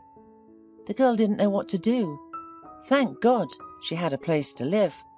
But a few days later, the landlady knocked on her door. How are you, Rhonda? How are you feeling? The elderly woman asked. I came here. I didn't even know where to start. I have a son, remember? I told you, he lives in a neighbouring town. So they bought a big house outside the city, and he called me yesterday and said... The woman fell silent for a moment, seemingly choosing the right words. Don't hesitate, Mrs. Hollock, I'm ready for anything, Rhonda encouraged her. Well, in short, he told me to pack my things, sell the apartment and move in with him. So you need to find a new place to live, dear. Rhonda couldn't believe her ears. It's impossible, she thought to herself, but everything can't fall apart like this all at once. It's even not a black stripe, it's the bottom of a black abyss where everything drags her down more and more. But looking at the elderly woman, she only said calmly, I understand you, Mrs. Hollock. I'll leave as soon as possible, and thank you for being so kind to me all this time. The woman left, leaving Rhonda to contemplate her dire situation, with no home, job, or husband, and only a child to care for. Should she consider getting rid of the pregnancy? At least then she would have a job. As evening approached, Rhonda resigned herself to going to bed, planning to visit the hospital in the morning. She couldn't see any other way out of her predicament. That night Rhonda had a dream of her mother, whom she hadn't seen in a long time. Her mother was standing on the opposite bank of a river, smiling at her, but shaking her head disapprovingly. The next morning, Rhonda changed her mind about going to the hospital. She believed in signs, and her mother's appearance in her dream felt like a sign. After all, her mother would never have allowed her to make that terrible step in real life. After breakfast, Rhonda decided to visit Dan's parents. She sat on a bench in their neighbourhood, waiting for someone to show up. Although she had never been to their house before, Dan had shown her the house where he lived. She tried calling him, but he didn't answer. She suspected that he had blocked her number. While waiting, an elderly woman sat down next to Rhonda, and they struck up a conversation about the weather and other trivial topics. The old lady shared that she was waiting for her grandson. Suddenly, a car pulled up to the house, and Dan's mother got out. Rhonda apologized to her companion and approached the woman she was pinning her hopes on. Mrs. Weston, she called out to Dan's mother just as she was about to enter the building. The woman turned around and gave Rhonda a withering look. Mrs. Weston, I wanted to talk to you. I'm Rhonda, your son's girlfriend. You see, there's a problem. I know who you are, and I know what your problem is. Dan told me everything. And let me tell you this. In 2 months, Dan is getting married. Not to you, as you understand. It won't be you who gives birth to our grandchildren. It will be Eunice. All you are capable of doing is ruining our gene pool. You were given money for an abortion, but you refused. You're proud, I see, but I'm not proud. I can make the offer again if you've changed your mind. I haven't changed my mind. And if you haven't changed your mind, then forget about coming here. You're not welcome here. Do you understand? Solve your own problems. If you come here again, you will regret being born." With that, the woman turned and went into the building. Rhonda stood in the middle of the street and didn't know what to do. It never occurred to her that people could be so cruel and arrogant. She slowly turned around and went back to the bench, where the strange elderly woman was still waiting for her grandson. "Has your grandson been brought in yet?" Rhonda asked the elderly lady. "He won't be brought in. He is already walking fine on his own. And I see you didn't hit it off with Marilyn. Oh, she's such a poison snake." Rhonda stared at the woman. "Do you know her?" "My name is Sarah Weston, and of course I know her. Marilyn Weston is my daughter-in-law. I guess my grandson got into this mess. Are you pregnant?" Rhonda nodded and absent-mindedly put her hand on her belly. Suddenly, a taxi pulled up at the house and Dan got out, helping his blonde companion out of the car, and ran towards the building. Rhonda wanted to run to him, but the elderly woman stopped her. "Don't humiliate yourself. It's useless. I know my grandson. He doesn't even say hello to me. I come here every day. I am watching him and my son, Dan's father, and that's all I have left. Marilyn, that snake, turned everyone against me." "You're shivering, my dear," she said, suddenly worried and looking at Rhonda. "You're all cold. Let's go to my place. I live in the next house. We'll have some tea and warm up. You don't need to get sick now, especially in your condition. Trust an experienced pediatrician. Let's go to my place." Rhonda didn't resist. She had neither the strength nor the desire. As she looked around the house, she noticed the very high ceilings and spacious rooms. While Rhonda was looking around, Mrs. Weston was making tea with rose hips. "Sit down, dear," she said. "The tea is ready." At the table, the woman asked Rhonda what had happened to her and what she wanted from Marilyn. "That means soon I'll have a great-grandchild." Mrs. Weston smiled, having finished listening to Rhonda. "And Marilyn didn't want to admit it, did she? She just wants to take control of everything.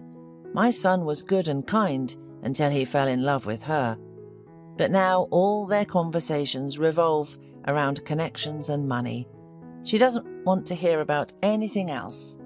My husband Thomas passed away from heart failure 10 years ago, and now Marilyn and my son are waiting for me to pass on too, so they can get my house." "Why do you think they're waiting for your death?" Rhonda asked curiously. "Well, they told me so themselves." Mrs. Weston smiled sadly. "A month after my husband died, I had a heart attack and was rushed to the hospital. The doctors saved my life.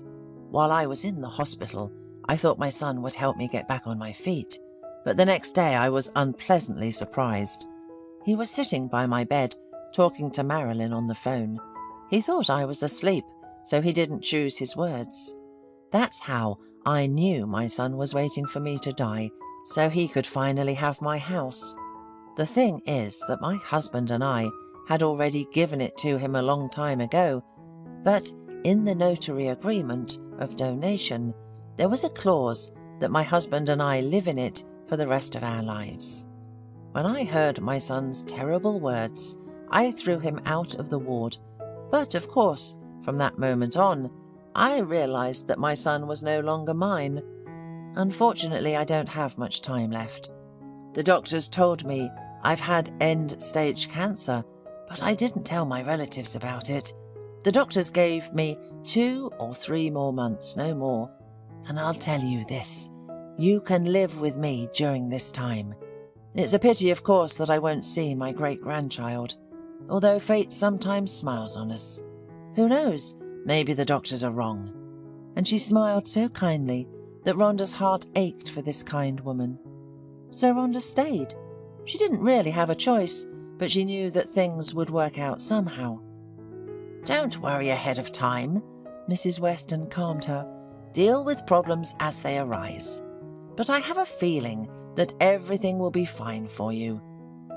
Time passed, and Rhonda's pregnancy was progressing normally. She felt wonderful.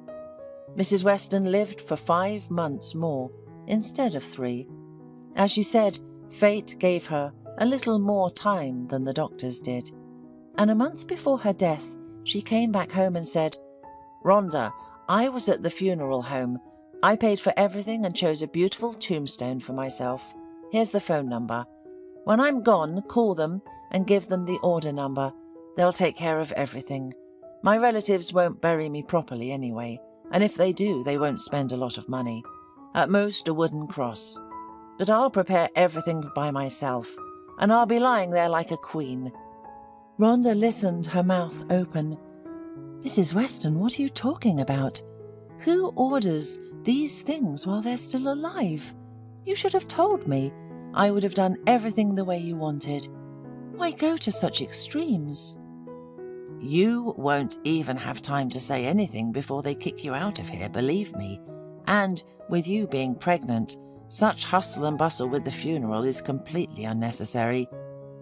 They didn't return to the subject again, and a month later, the elderly woman really started to feel worse, to the point where she couldn't even stand up. She called Rhonda and said, "Well, that's it, Rhonda." "Don't say that, Mrs. Weston. I don't want to. I can't live without you. How could this happen?" Rhonda said, swallowing her tears. "Stop crying. Better give me that envelope over there on the books." Rhonda quickly fulfilled the elderly woman's request. "Now open it." Inside, the young woman saw money and immediately shook her head. "Don't be silly. This isn't for you. It's for my great-grandson. A gift, so to speak. There's not much there, but it'll be enough to rent an apartment for a while and buy a stroller and a crib. Don't spend it too fast, though." She smiled. "And don't cry. It's not good for you. I'm telling you as a pediatrician. And there's one more thing I didn't get to do.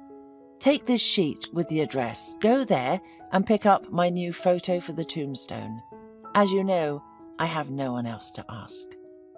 I ordered one at first, but then changed my mind. I decided to splurge on a ceramic one.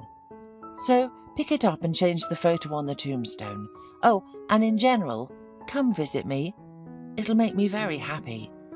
And now, call an ambulance, young lady. I don't want to die here. You should stay here until my relatives come, but you should start finding an apartment. And don't forget my request." Rhonda called the ambulance, and Mrs. Weston was taken to the hospital. The young woman decided not to wait for anyone. She packed her things and moved to a hostel for now, while she found a new place to live. 10 days later, the elderly woman passed away. Mrs. Weston was wrong about one thing. Her relatives came to the funeral in full force. Rhonda watched the procession from afar. When everyone had left, she came closer to the grave. After standing for a while, she left too. Soon she gave birth to a son, and at Mrs. Weston's request, she named him Thomas in honour of his great-grandfather. While at the maternity hospital, she was advised to turn to the Mother and Child Centre, which took her in until she found work. Rhonda was happy, as Mrs. Weston said, problems must be dealt with as they arise. She couldn't have been happier with her son, and now fully agreed with the doctor, who had said that nothing compares to motherhood and all problems fade into the background. A year after Mrs. Weston's death, the funeral agency manufactured and set up a tombstone. Rhonda took a photo that had been with her and went to the cemetery to fulfill the promise she made to her grandmother before her death. Armed with a screwdriver, kindly provided by the cemetery guard, Rhonda easily unscrewed the old plaque. As she removed it, a several folded sheet fell out sealed in cellophane. Rhonda unfolded it with trembling hands and, running her eyes over it, realized that it was a farewell letter. Sitting down on a bench, she began to read it through her tears. The letters instantly blurred from the tears that suddenly welled up. My dear Rhonda, if you are reading this letter, then I am very glad that I was not mistaken about you. That means you fulfilled my request. I hope my great-grandson and you are doing well. And here's what I wanted to tell you. You must take your passport and go to the bank at the address I wrote below. Go to the head of the bank. She is waiting for you. Of course, you will have a question about the difficulties with the photo. I'll explain right away. I wanted the passions over the inheritance to subside and my relatives to calm down. They have already forgotten about you for sure. You will be able to settle everything calmly. And if you knew what I planned, you would refuse and I would feel very uncomfortable. And now I no longer care. I hope you'll keep visiting my grave because there is no one else for me. Be happy, girl. Upon arriving at the bank, Rhonda was in shock. The head of the bank told her that shortly before her death, Mrs. Weston had opened an account in her name and transferred all her savings there. And this was a very decent sum of money. All this belonged to Rhonda. The young woman couldn't believe what was happening. Soon she bought a small apartment, furnished it with what was left, and opened her own hair salon, as she had always dreamed of. She had many clients because during her pregnancy she did not lose her talent. Everyone praised her, calling her hands golden. However, she treated men with great caution and decided to raise her son alone. But fate had its own plans. When Thomas turned 5, a wonderful man came into her life who was also raising a son. Andrew was a widower. He came to get a haircut, then brought his son. Soon they discovered that their children went to the same kindergarten. One day the man invited Rhonda to take a walk with their children, and she did not refuse. A year later, they got married.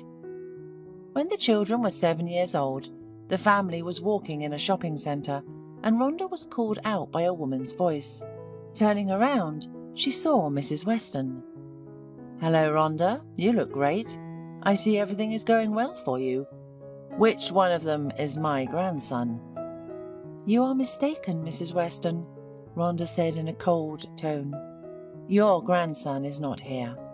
Do you remember what they told me then? So I'll remind you. Eunice will give birth to your grandson, and I will only spoil your previous gene pool." "Understand, Rhonda, it was a difficult time then." The woman began to justify herself. "I didn't know that Eunice was not planning to give birth. They have already been divorced for a long time. You must understand me as a woman. By the way, Dan has not been lucky with women until now. He married 3 times. All of them were the wrong ones." "You know what, Mrs. Weston? Everyone gets what they deserve." Rhonda smiled. "And you got it in full. Children, let's go. Your grandparents are already waiting for you." The young family left, and Mrs. Weston remained standing, tightly clenching her lips to keep from bursting into tears.